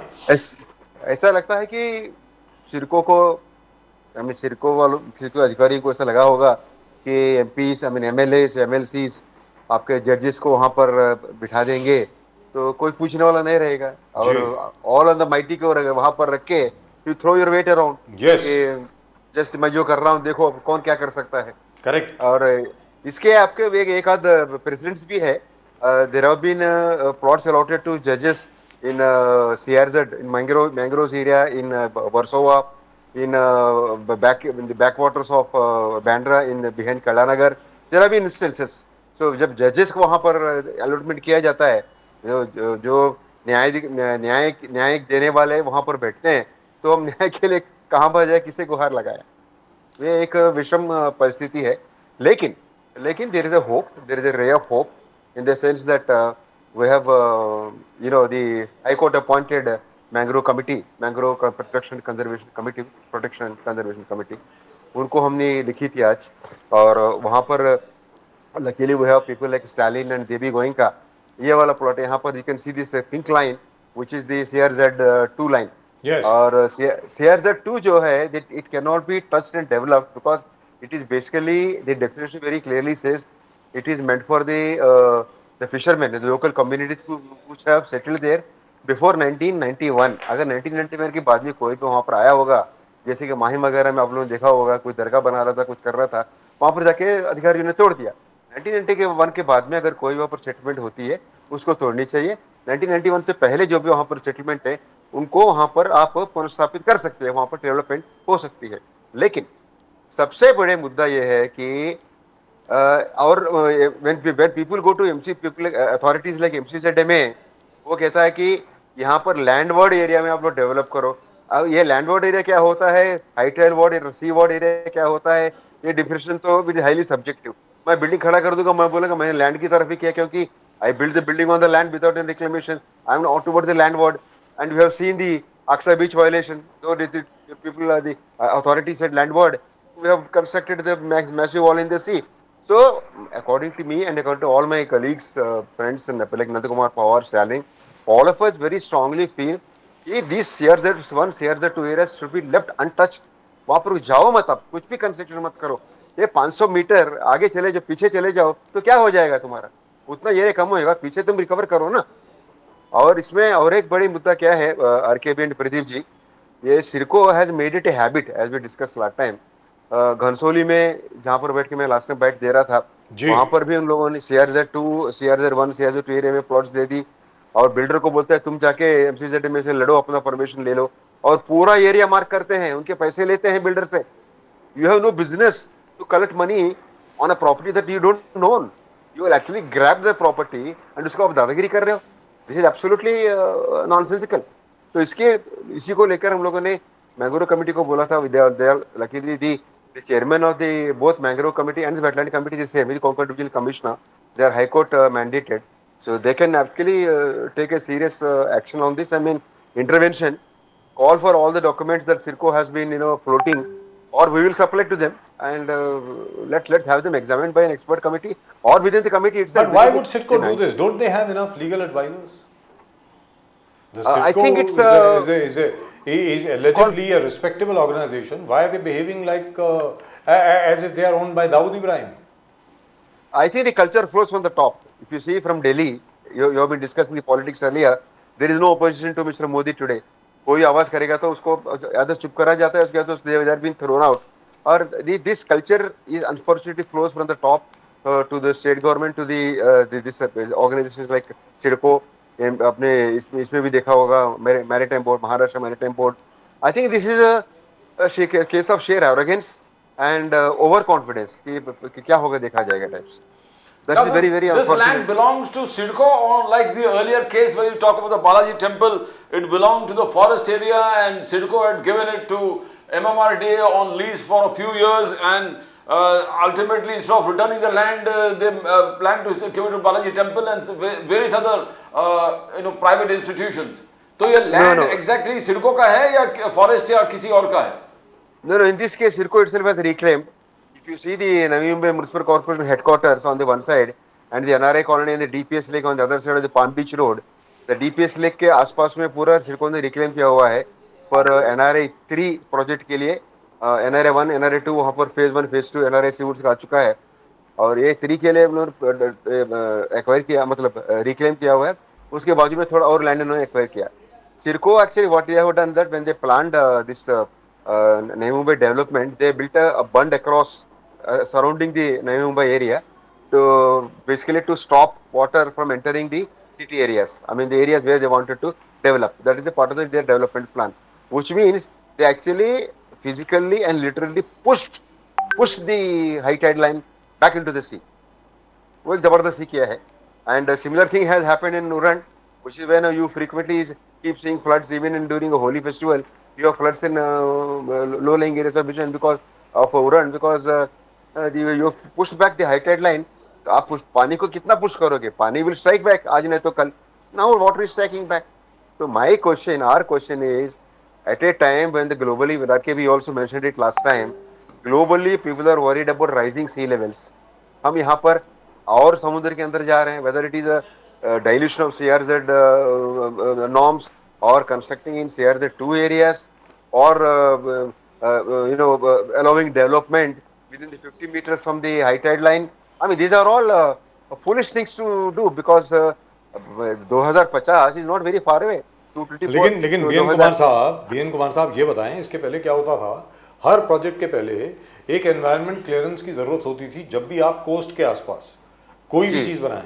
Whatever you make, irrespective of whatever, even a fire brigade shed, that also required environmental clearance. Yes. So does that rule not apply to CIDCO? That rule definitely applies. What CIDCO does is they draw these plots. They don't take permissions before drawing these plots. Post facto, they draw the plot, allot it to builder. Builder को बोलता है तुम ये करो. In this case, it is MLA, MPs and MLAs, MLCs and judges वाला, IAS officers also in this involved. So and ये सारे के सारे वहाँ पर बैठे हैं and these are the same people, same authority, the authorities, the environmental clearance authority जो भी हैं, they are also IAS officers. वो वहाँ पर बैठे हैं. तो अभी न्याय कहाँ से मिलेगा? There is no way for any transparency here, ना? So in effect, environmental certification or permission is taken after the project has already commenced.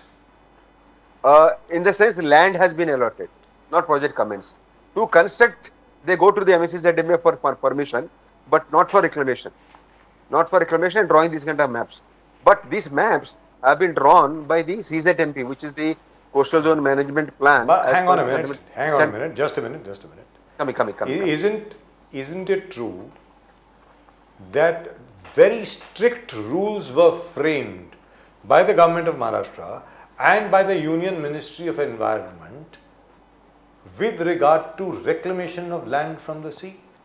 I think this was about 7 or 8 years ago. Was it 10 years ago? That no further reclamation could take place unless absolutely necessary, and a set of permissions was required for it. B.N. Kumar Correct. sir. Correct. So what happened? Correct. That does not What apply to happens- CIDCO. CIDCO is not applicable to CIDCO. नहीं सी- Yeah, in fact it is not, because CIDCO says it is superpower beyond anybody. तो reclamation आप नहीं कर सकते हो, permission लेनी चाहिए, ये सब जरूरी है. और रिक्लेमेशन करने के बाद भी टेम्पररी लैंडफिल को भी आप, अच्छा, और एक इंसिडेंट, इंटरेस्टिंग डेवलपमेंट आज हमने चीफ मिनिस्टर को फिर से लिखी. Apart from the Balaji temple issue, the MTHL now is getting completed. आज नहीं तो कल उसका उद्घाटन हो जाएगा. Even in Shivdi side, they have reclaimed some 20 hectares of land for the 20 casting yard. hectares of land from the sea. Right. Yeah, from the mud flats. Okay. They built into the mud flats. They built some temporary, no, very clearly they say temporary structures. I mean, there is no dispute about that. MTHL बनना जरूरी है, temporary structure बना के आप करो, बाद में ऐसी एरिया को वैकेट कर दो. 20 hectares शिवडी की side, 20 hectare Navi Mumbai end of the MTHL. तो वहां पर 40 हेक्टेयर लोगों ने एक्वायर किया था फॉर द कास्टिंग यार्ड. हमने अभी सीएम साहब से कहा कि भाई साहब, अभी MTHL का काम खत्म हो चुका है, आज नहीं तो कल आप उसको उद्घाटन कर दोगे, तो please have this casting yard areas for both the sides vacated and restore the eco sensitivity biodiversity areas, ecologically sensitive areas. Let biodiversity flourish there. वहां पर कुछ भी आप डेवलपमेंट मत करो. आज हमने लिखा है. And at the same time we also wrote to the High Court appointed committee, the Wetland Committee and the Mangrove Committee. Please look into this, because this is going to be a dangerous precedent if this 40 hectares of land is allowed to be permanently used as a reclamation and you construct real estate there or any kind of development. That's going to be disaster. So the mangrove dominated areas, the mangroves, the fishing zone, the wetlands, none of them in the earlier project where you talk about the Balaji temple, which you call the hazardous zone, Right, right? And yeah. so nothing of this is moving. I mean, आपने जो objections उठाए, restore it back to the mangrove fishing zone wetlands, वो भी apart from, चलो कुछ आपने out of 19 hectares 10 acres जो Balaji land को दिया है, बालाजी को दिया है, but the other, acres, what happened to the other? Are they restoring the other this cast yard? Casting yard?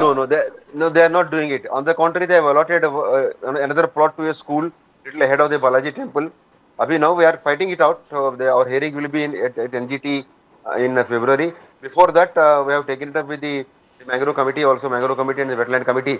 So let's see how these committees, progress. Also, in between, there was a visit ordered by this is one good development. I must confess and admire the Mangrove Committee for this.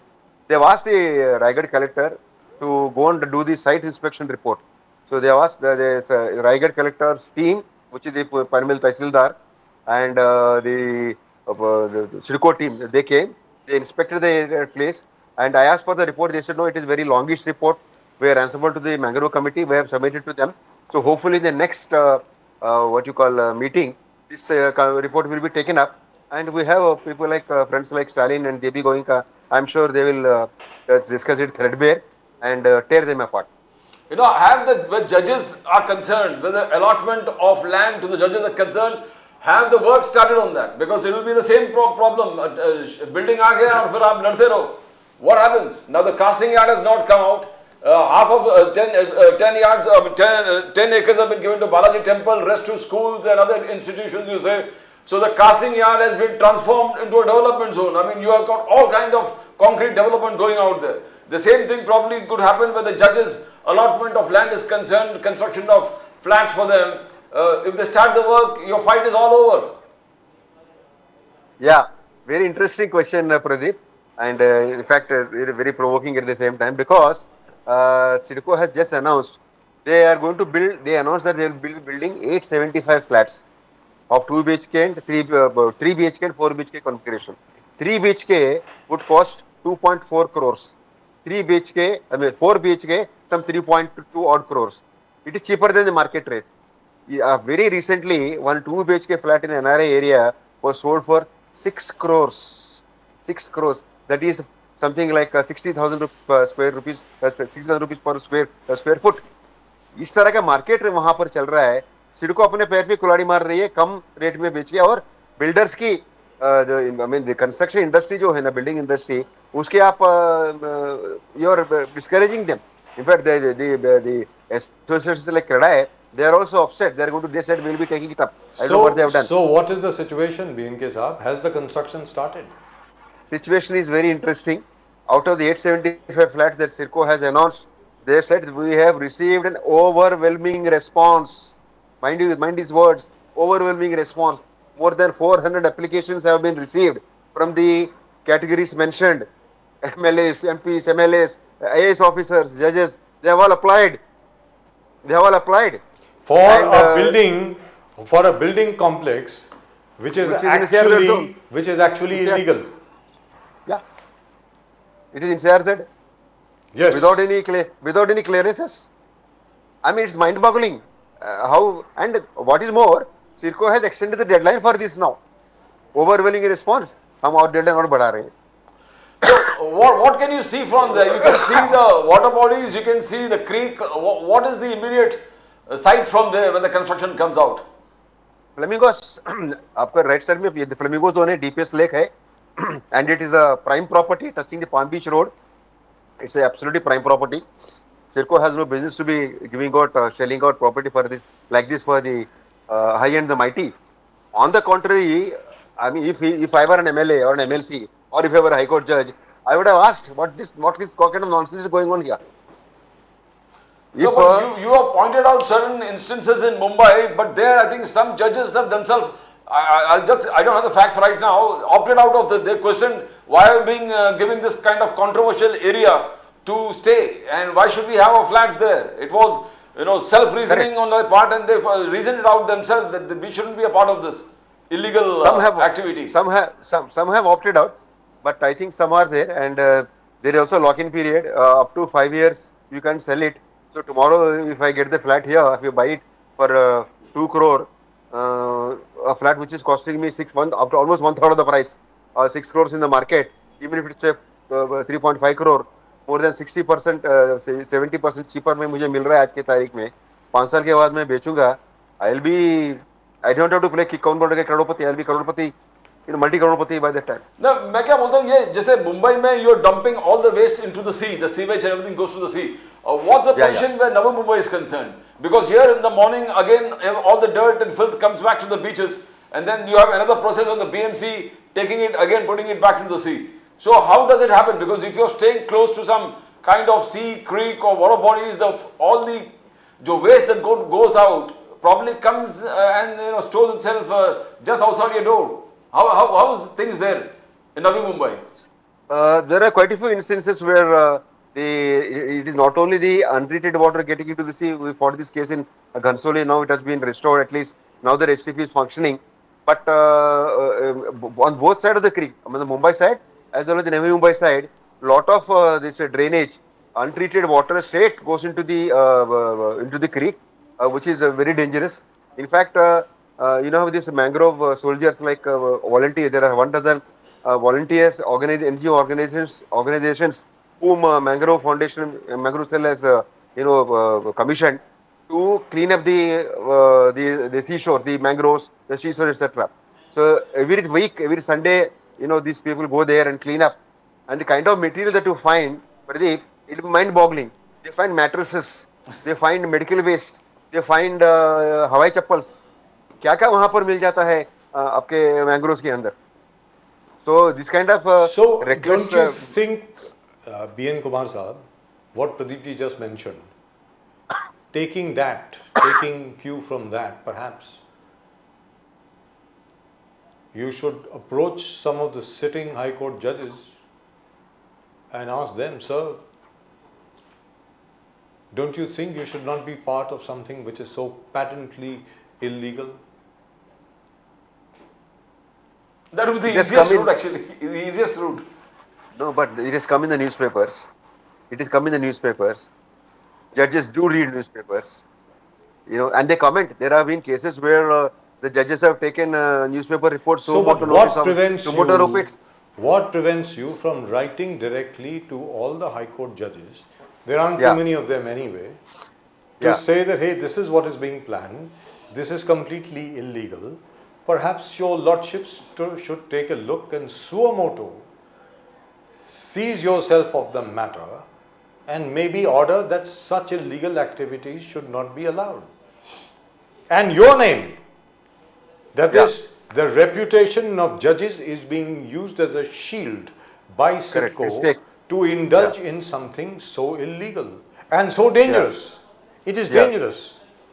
Don't you think we should do that? We should do that. In fact, we can also do an open letter to all the judges, MPs, and MLAs also. Ki you are elected representatives. You have the responsibility on your head. If you are the lawmakers, I mean, this is the most important point, RKB. They are the lawmakers. They themselves start breaking the law. So where is the law and order? No, sometimes it could be that they're not aware of what's happening, and then you need to highlight them. It's not necessary as on today that everybody reads the newspaper. Yeah. You have to, as True. Bhagat Sahab said, you need to approach them directly. At least make them aware. At least And make them even aware. after you have sent this letter, and even then no action is taken, that's good enough reason to perhaps go to the Supreme Court and say, hey, our High Court judges are not even taking cognizance of this matter. Correct. Now, just a suggestion. I am reasonably certain their lordships, if they see something like this, I'm sure that there would be quite a few of them who would burst a blood Yeah. vessel. They would be very, very angry. You Yeah. may not have to do very much after that. Yeah. One never knows. Maybe a direct letter to these judges. Take the names from the High Court website and just post them. And Yeah, maybe any lawyer would have them. All And, High Court lawyers would have them. yeah, and a letter to the Chief Justice of India. That's also. right. And end Mr. of story. Chandrachud. That's it. And CIDCO would be really in the dock, and they would have to explain all the illegal activities that they have indulged in up till now. Maybe that's Correct. the best way out. And CIDCO, as you say, has been giving all these plots which are they have. If they don't belong to them. Yes, doesn't belong to them, and which they have reclaimed. And you got a place where you all have been highlighting Hanuman Koliwada. Hanuman Koliwada, JNPT displaced from 1984.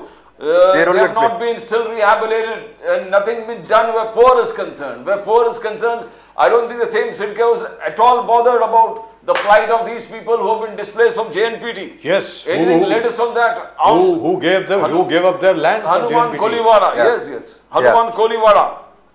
Any latest There is news a- on that? Are the people still, after boycotting the panchayat elections, they boycotted the panchayat elections? No, nothing happened there. They are still fighting. The very interesting development there, I think this has gone unnoticed, though we have been telling the media about it. The Hanuman Koliwada families, they have been allotted a plot in the CRZ area, and after they have not been given the what you call possession. They have been told, this is your area. Like you can see this map, this plot, this is your plot. And later on, the fishing community found out that they have mangroves have grown up there. They themselves voluntarily said they backed out. They went and told JNPT and the government, there are mangroves here. We don't want to be seen as destroying mangroves and settle, putting up building colonies there. Give us an alternative place. A Right. poor fisherman has the presence of mind to tell the government to slap JNPT on the face and tell them there are mangroves here. I don't want to disturb them. Give me another area. You This know are why? wrong. Because they are going to be again. There's already suffered one displacement. Now they Yeah. build up to another place, and again they Correct. will be displaced to another place. I mean, Correct. they have Building already bonus. suffered once, and you're going to suffer them second and third time. Correct. Right? True. BNK Kumar साहब, thank you very much for joining us. बहुत बहुत Thank you, शुक्रिया आपका। मैं उम्मीद करता हूं कि आप असल में जितने भी जजेस हैं उनको लिखेंगे, और बिल्कुल। स्पेशली वो जजेस जिनके बारे में आपको मालूम है कि उन्होंने सिडको का ऑफर एक्सेप्ट कर लिया है कि भाई ये तो सर गैर कानूनी है, आपका नाम जान करके इस्तेमाल कर रहे हैं लोग ताकि जी। इनके खिलाफ कुछ ना हो सके, और उसमें- आपको एक गैर कानूनी जाल में फंसा रहे हैं लोग।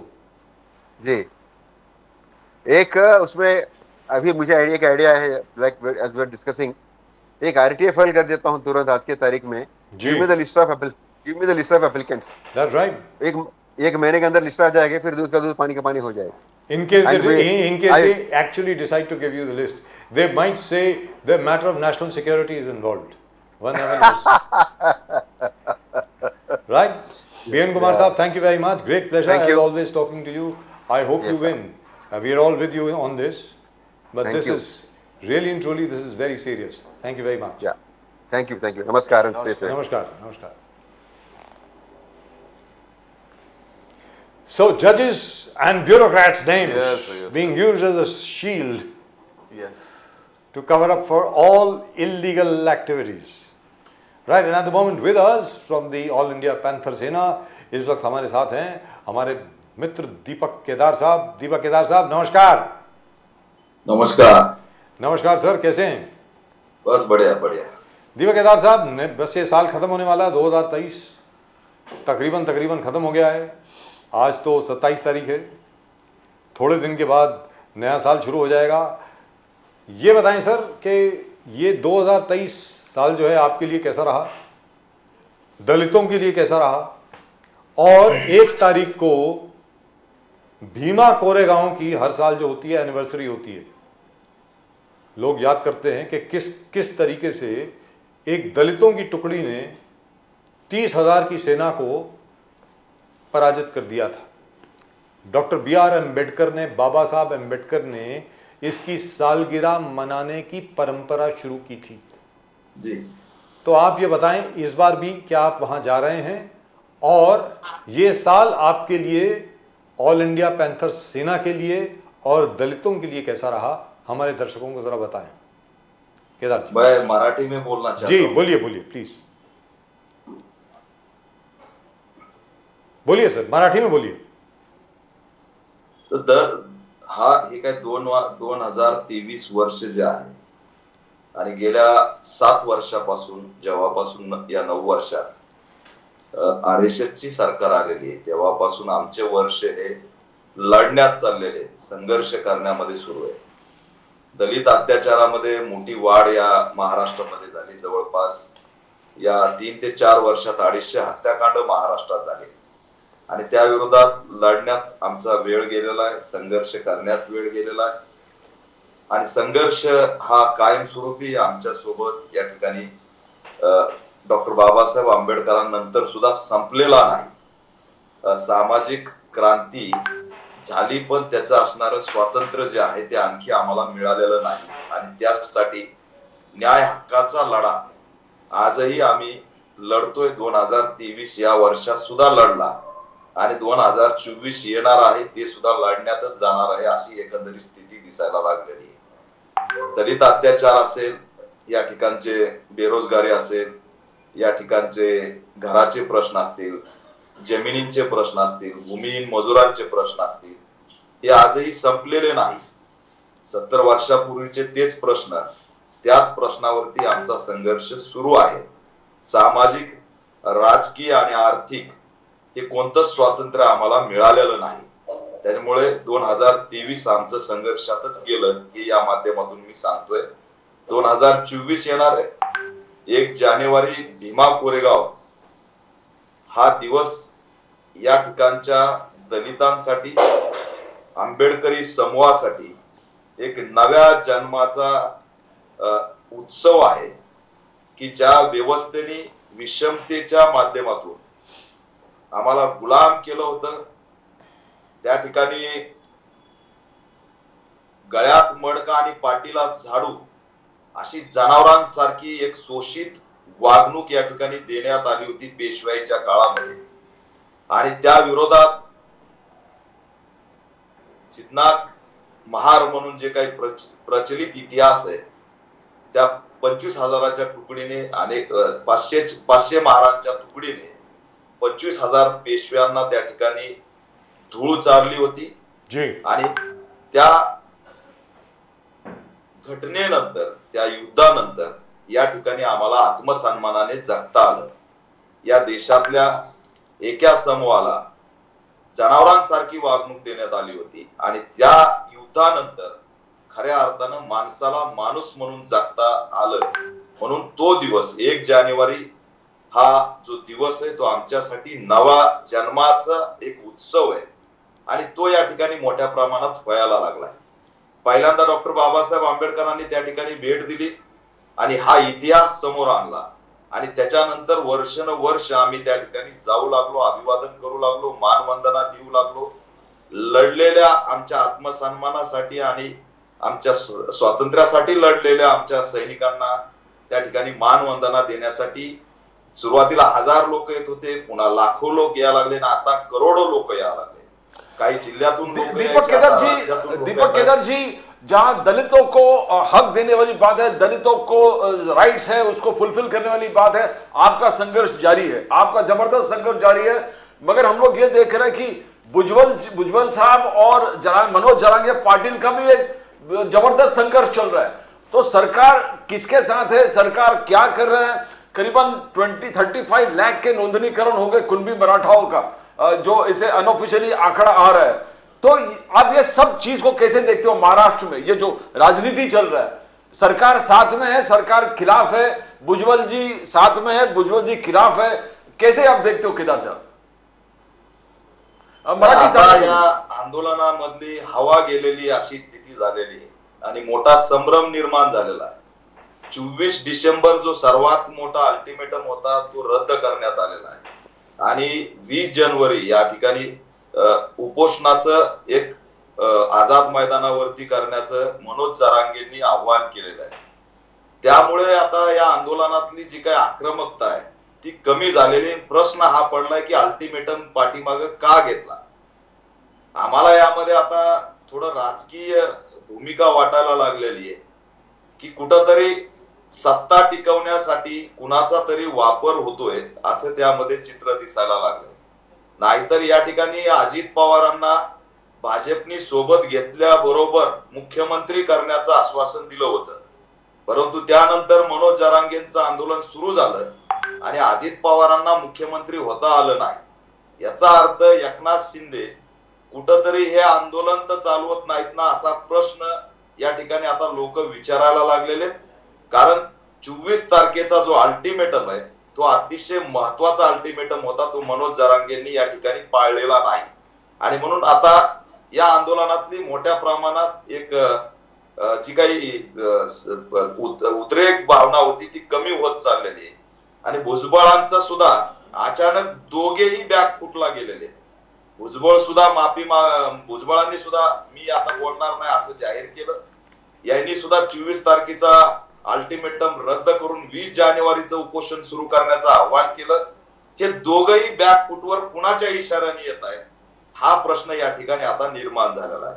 त्याच्यामुळे हे आंदोलन कुणीतरी त्या ठिकाणी सत्ताधारी टॅकल करतायत असं एकंदरीत चित्र दिसतंय. अल्टिमेटम पाठीमागे घेतला की मुख्यमंत्री पद जे आहे एकनाथ शिंदेचं ते एक्सटेंड व्हायला लागलंय, त्याचा कार्यकाळ वाढायला लागलाय. त्याच्यामुळे मीच मनोज जरांगेंच्या आंदोलनाला हँडल करू शकतो ही एकनाथ शिंदेच्या माध्यमातून ब्लॅकमेलिंग तर सुरू झालेली नाही असा प्रश्न या ठिकाणी निर्माण झालेला आहे. आणि त्याच्यामुळे आता भुजबळ सुद्धा बॅक फुटलाय आणि मनोज जरांगे सुद्धा बॅक फुटलाय. जेव्हा वाटल तेव्हा पेटवायचं असं एकंदरीत राजकारण या महाराष्ट्रामध्ये सध्या आरक्षणावरून सुरू झालेलं आहे. 25,000 नोंदी सापडल्यात हे वास्तव आहे, परंतु त्याला संविधानिक त्या ठिकाणी दर्जा देण्याचं काम आणखी झालेलं नाही. मागास असल्याचा जो काही पुरावा द्यायला पाहिजे ते पुरावे आणखी समोर आलेले नाही, त्याची आकडेवारी येत नाही. आयोगांच्या सदस्यांनी राजीनामे दिलेले, नवीन आयोग नेमण्यात आलेला आहे आणि हे प्रकरण भिजत गोंगड ठेवून चालवण्याचं काम सुरू झालेलं आहे. वेळ मारण्याचं काम या ठिकाणी सुरू झालेलं आहे. त्याच्यामुळे आता या आंदोलनातली मोठ्या प्रमाणात जी दाहकता होती ती निघून गेली, त्याची हवा निघलेली अशी स्थिती आहे. केदार जी, दूसरे बाबा साहब अम्बेडकर जी, आपको सत्ता में रहना का जरूरत है, बिकॉज आपको लोगों को न्याय देना पड़ेगा, गोर गरीब दलितों को आपको न्याय देना पड़ेगा, आपको जुड़ना पड़ेगा इंडिया अलायंस से, बिकॉज एनडीए से तो आप जुड़ने वाले नहीं है, बिकॉज ये आपके पूरे पार्टी के कैरेक्टर के खिलाफ जाएगा. तो आप इंडिया अलायंस, जैसे बाबा साहब अम्बेडकर, प्रकाश अम्बेडकर जी ने 12 सीट मांगा है, 12 सीट, बोले कि एमवीए में हम है, आप 3 है, हम 4 है, तो 12-12 बांट लेंगे. तो आप इसको कैसे देखते हो? क्या आप इंडिया अलायंस में जुड़ने का कोशिश कर रहे हैं? क्या बातचीत चालू है? बिकॉज सीट तो चाहिए, आपको लड़ने के लिए चाहिए, जीतना चाहिए। आप केदार जी कैसे देखते हो उसको? नहीं, हमारी भी कोशिश है कि इंडिया आघाड़ी में हमें जगह मिलनी चाहिए। 1972 की जो पैंथर है, वो पैंथर जो चलाता है, दलितों के आंदोलन को आगे बढ़ाता है, उनको आज तक किसी ने भी यहाँ पर एक लोक प्रतिनिधि बोल के चांस दिया नहीं है। तो इसलिए हमने इस बार मांग की है कि इंडिया आघाड़ी ने पैंथर बोल के हमको वहां पर एंट्री देनी चाहिए। एक जगह दे दो या कुछ तो इसमें हमें प्रतिनिधित्व देना चाहिए, ये हमारी यहाँ पर मांग है। और 12 सीट का जो सवाल है वो उनके पार्टी का सवाल है, उनके स्ट्रेटजी का सवाल है। पर अगर मोदी को हराना है, आरएसएस को यहाँ पर संविधान बचाना है, तो सबको बैकफुट पर आना चाहिए। मैं इनको ये इस माध्यम से एक ऐलान करना चाहता हूं कि आप इसमें जो खुद का स्वार्थ है वो थोड़ा बाजू में रखकर एक आंदोलन के तौर पर इस चुनाव को देखना चाहिए। दुरुस्त बात। अगर ये चुनाव आंदोलन के तौर पर देखना है तो संविधान बचाने का एजेंडा सबके सामने है। अगर संविधान ही बच नहीं सका तो चुनाव आयोग भी नहीं बचेगा, लोकतंत्र भी नहीं बचेगा, और आने वाले जो चुनाव है वो भी देखने को मिलेंगे या नहीं मिलेंगे, ये आशंका है। और दीपक केदार जी, आपको ये बता दूं, अभी स्क्रीन पे जो तस्वीर चल रही है वो बाबा साहब अम्बेडकर की है, भीमा कोरेगांव पर। भीमा कोरेगांव पे जो स्मारक है उसके पास वो डॉक्टर BR अम्बेडकर हैं, वो देखिए वो है। तो मैं आपसे ये पूछना चाह रहा था, चलिए जहां तक के वो तो पॉलिटिकल बात हो गई, इंडिया अलायंस आपको सीट देती है नहीं देती है, अगर नहीं देती है तो लॉस उनका है साहब। जहां तक आपका सवाल है, आपकी मूवमेंट तो बढ़ रही है और एक ना एक दिन आकर के उनको आपके पास आना ही पड़ेगा। लेकिन आप ये बताएं कि पहले अगर आपको याद होगा यलगार परिषद जो हुई थी और उसके बाद जाकर के भीमा कोरेगांव में जो समारोह हुआ था, उसको लेकर के बहुत लोगों को गिरफ्तार कर लिया गया और ये कहा गया कि ये सब लोग जो हैं राष्ट्रीय द्रोह में सम्मिलित हैं। तो उससे कोई फर्क पड़ेगा कि कितने लोग वहां पर अभी आएंगे भीमा कोरेगांव पर 1 जनवरी को, किस प्रकार उस वो सम्मेलन होगा, किस प्रकार उसको मनाया जाएगा, बताएं सर। नहीं, वो अलग बात है, इसमें और उसमें जो है वो अलग बात है। देखिए, लोग बढ़ते जा रहे, लोग कम नहीं होते जा रहे। यहाँ पर हमें दिक्कत ये है कि नासिक में 3 साल बाद 2026 और 2027 को शीर्षस्थ कुंभ मेला है और वहां पर 11,000 करोड़ का वहां पर व्यवस्था की गई है। लेकिन भीमा कोरेगांव में लोगों ने आना नहीं चाहिए, लोगों को डराना चाहिए, लोगों को धमकाना चाहिए और इस जो क्रांति को दबाना चाहिए, ये कोशिश पेशवाई सरकार की रहती है। इसीलिए भीमा कोरेगांव के स्तंभ को बदनाम करने के लिए बहुत बड़ी साजिश फडणवीस सरकार ने की थी और उसी माध्यम से लोगों को जेल में, वहां पर एक्टिविस्ट को जेल में रखा है और डराने का काम हो रहा है। लेकिन लोग डरने वाले नहीं है। डॉक्टर बाबा साहब आम्बेडकर ने जो राह दिखाई उस राह पर चल पड़े। कुंभ मेला को 11,000 करोड़ रुपए देने जा रहे, लेकिन भीमा कोरेगांव को 10 करोड़ भी नहीं देने जा रहे। जो 10 करोड़ रुपए दिए हैं वो भी हमारे शिक्षा के, आज भी शिक्षा में जो फेलोशिप है उसके लिए SC के स्टूडेंट यहाँ पर पूना में डॉक्टर बाबा साहब आम्बेडकर संशोधन केंद्र के सामने पिछले 100 दिनों से अनशन कर रहे, लेकिन उनको फेलोशिप दी नहीं जा रही है। बल्कि अजित पवार यहाँ पर कहते हैं कि आप PhD करके क्या करोगे जी। इसमें दिक्कत ये है कि जो 10वीं भी पढ़ा है कि नहीं वो मालूम नहीं, लेकिन वो यहाँ के DCM बने हुए और लोगों को बोल रहे हैं कि PhD करके आप क्या करेंगे। यही बात दीपक केदार जी, अगर आप मराठी में बोले 10 करोड़ रुपए जो है वो शिक्षा के भीमा कोरेगांव के लिए लगा रहे हैं। यही बात जरा मराठी में बोले ना सर। करोड़ों लोग वहां आते हैं, वहां पर क्यों 2000 कोटी नहीं? दीपक केदार जी, आपको मेरी आवाज आ रही है? जी। यही बात जो अभी आपने कही अजीत दादा पवार को लेकर के, इसको जरा अगर आप मराठी में बोले तो बहुत ज्यादा लोग समझ पाएंगे। जी बताएं। याच्यामध्ये गेल्या 100 दिवसापासून डॉक्टर बाबासाहेब आंबेडकर संशोधन केंद्र बार्टी समोर अनुसूचित जातीचे विद्यार्थी उपोषण करतायत आणि त्यांची मागणी आहे की आम्हाला पीएचडी साठी सरसकट फेलोशिप दिली पाहिजे, ज्यामुळे आम्ही संशोधन करू.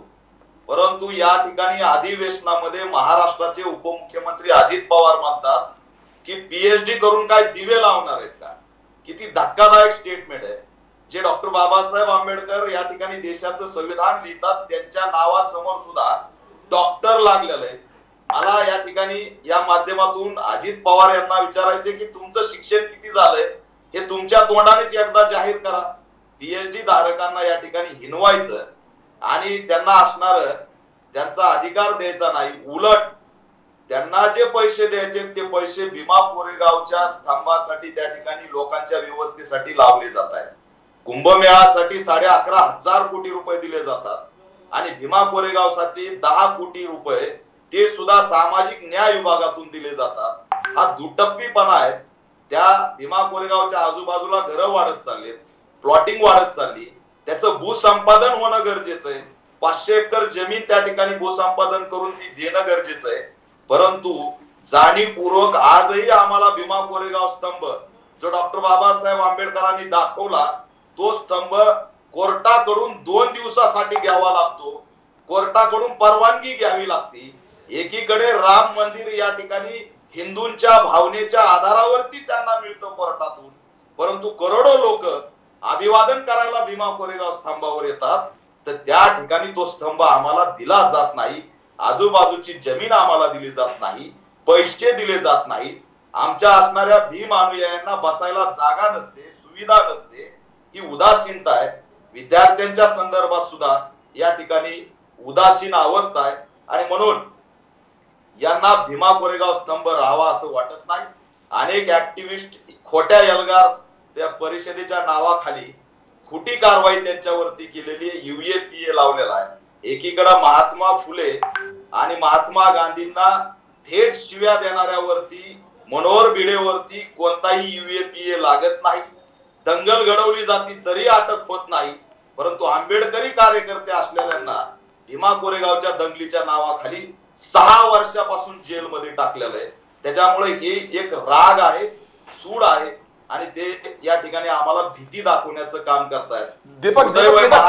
दीपक केदार जी 22 तारीख को 22 जनवरी 12:22 में राम मंदिर का प्राण प्रतिष्ठान देश के प्रधानमंत्री नरेंद्र मोदी जी कर रहे हैं. बीजेपी का कहना है 550 साल के बाद एक बहुत सेलेस्टियल इवेंट हो रहा है जहां पूरे ब्रह्मांड, पृथ्वी और स्वर्ग सब इस चीज को बेताबी से देख रहे हैं. तो ये एक बड़ा इवेंट है और करोड़ों हजारों करोड़ रुपया शायद जितनी भी बजट है वो खर्चा होगा. और विश्व हिंदू परिषद का कहना है कि हमने बजट से ज्यादा ऑलरेडी कलेक्शन कर लिया है. तो आप इस चीज को कैसे देखते हो? ये पूरे जो चंद्रायन कहां पर है ये भी जरा मोदी जी ने आप बताना चाहिए, कहां अटक गया है. चंद्रायन भूल गए लोग, इसलिए अभी राम मंदिर का इशू लाया है. किसानों के हाल हो रहे महाराष्ट्रामध्ये पीक विमा असेल, बी बियाणं असतील, शेतकऱ्यांचे अनेक प्रश्न असतील, भूमिहीन मजुरांचे प्रश्न असतील, बेरोजगारांचे प्रश्न असतील, यावरती बोलायचं नाही म्हणून राम मंदिराचा असणारा बागुलबुवा उभा केला जातोय. आने वाले चुनाव में राम मंदिर ही मुद्दा होने वाला है.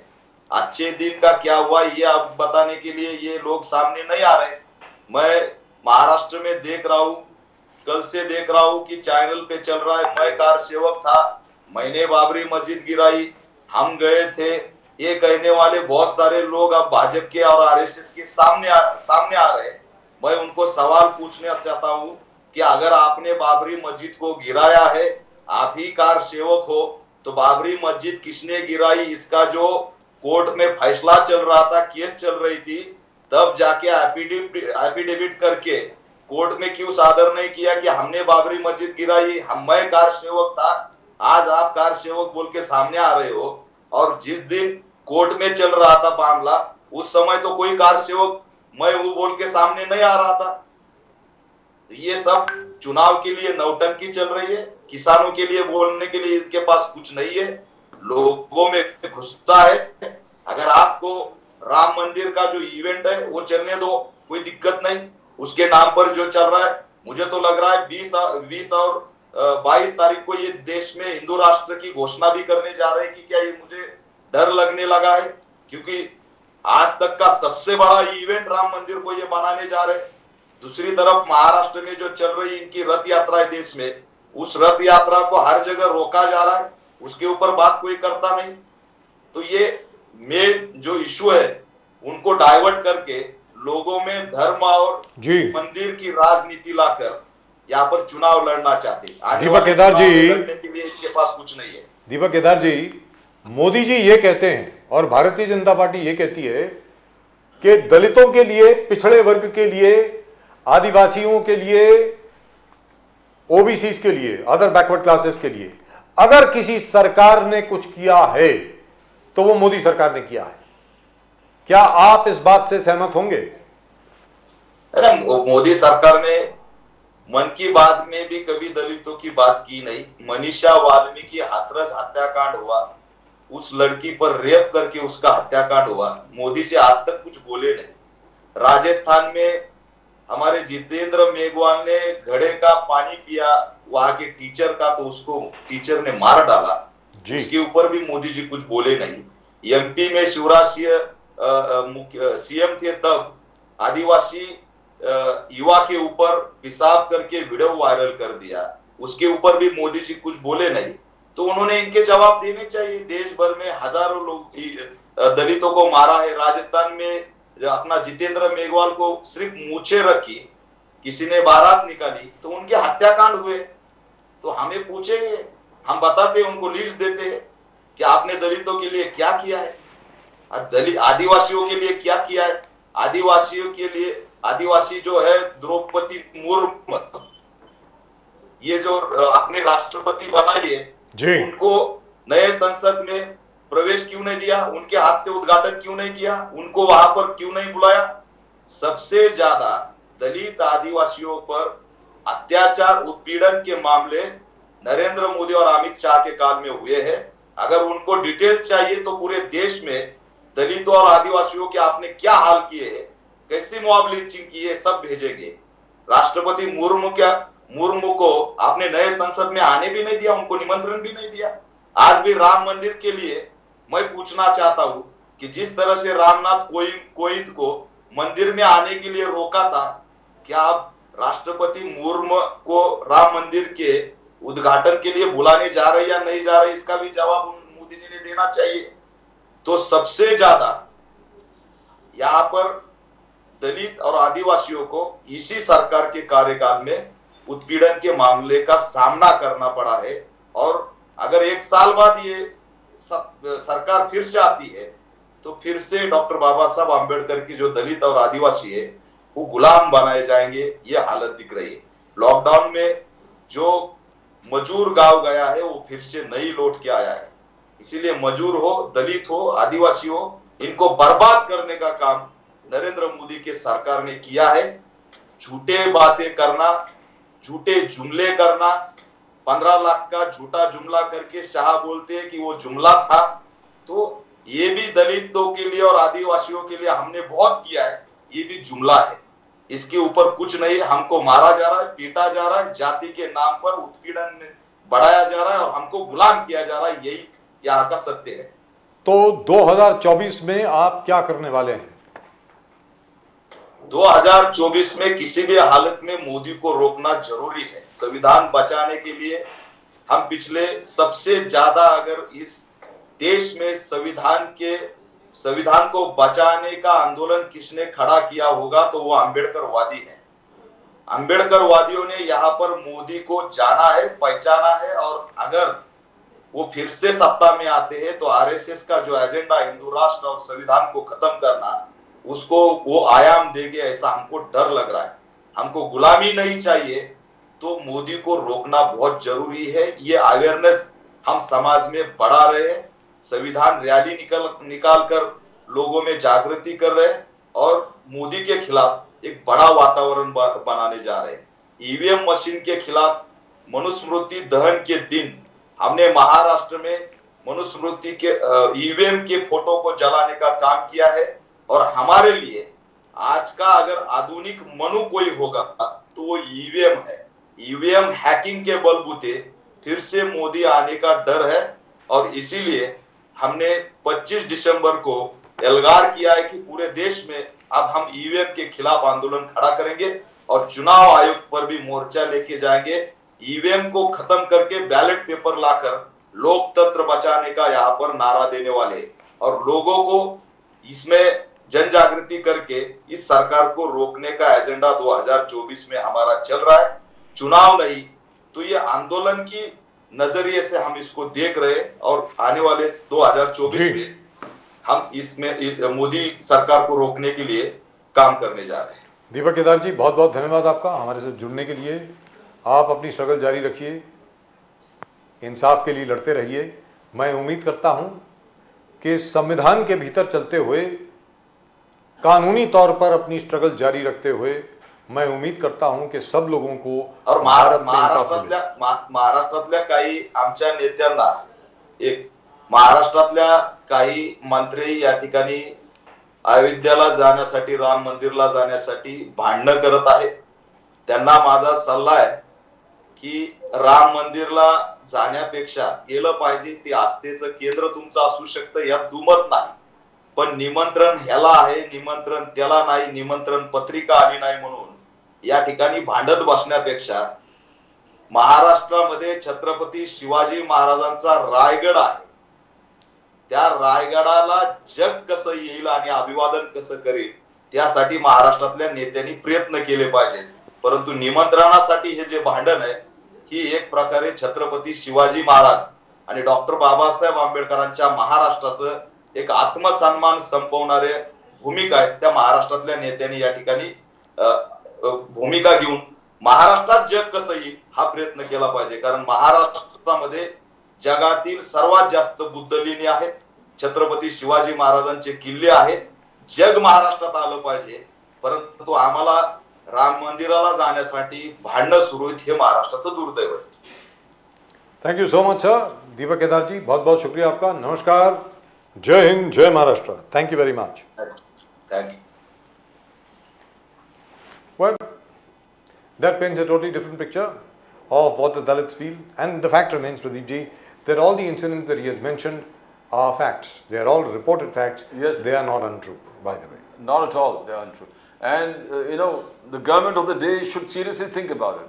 In fact, all the high political think tanks should think about empowerment. Modi साहब empowerment की बात करते हैं, नारी शक्ति का बात करते हैं, नारी शक्ति वंदन अधिनियम उन्होंने लेके आए, बोले कि आई एम empowering जो गोड गरीब है, ये चार he said, I don't believe in the caste system, that for me the four caste is the poor, गरीब जो है, that he talked about the youth, he talked about the women and the sisters, and he talked about the kisan. तो बोले this is the only differentiation where caste is concerned. This is the caste for me. लेकिन And I'll Pradeep ji, always work for the development. लेकिन प्रदीप जी, वो बेचारा अपनी शादी करने को जा रहा था, एक दलित लड़का था, घोड़े के ऊपर बैठ करके जा रहा था, तो जोधपुर में उसको राजपूतों ने घोड़े से निकाल लिया, कुछ उच्च जात के स्वर्ण जात के थे, मार दिया बेचारे को। और जैसा इन्होंने बताया, जयपुर का इंसिडेंट है, उसने मूछें रखी थी, लड़के ने मूछों पे ताप दे करके जा रहा था ऊपर, उसको मार मूर के वो कर दिया। तो अभी तो कास्ट सिस्टम है ही ना हिंदुस्तान में, ऐसा तो नहीं है कि नहीं है, तो उसके खिलाफ सबको लड़ना पड़ेगा। मुझे लगता है कि सब लोगों को मिल करके इसका मुकाबला करना पड़ेगा। ये सिर्फ सरकार का काम नहीं है, सबका भी काम है। सरकार का काम सबसे ज़्यादा है, बाकी सब लोगों का भी काम है, सीधी सादी बात है। Well, that's it, that's all we got for you in tonight show. आज के शो में सिर्फ इतना ही, प्रदीप जी और मेरी तरफ से। आप सब लोग ज़रूर अपने कमेंट्स भेजें, please do keep sending in your responses, we love reading them. Whatever you think, जो भी आपके मन में आए, हमारा शो देख करके, हमारे प्रोग्राम्स देख करके, जो भी आपके मन में आए नेशन नाउ देखने के बाद, ज़रूर अपने रिस्पॉन्सेज भेजें, अपने कमेंट्स भेजें। फिलहाल प्रदीप जी और मेरी तरफ से आप सब लोगों को नमस्कार। जय हिंद, जय महाराष्ट्र, जय भवानी, जय शिवाजी, वंदे मातरम, वंदे मातरम, हर हर महादेव, हर हर महादेव, जय सिया राम। जय श्री राम।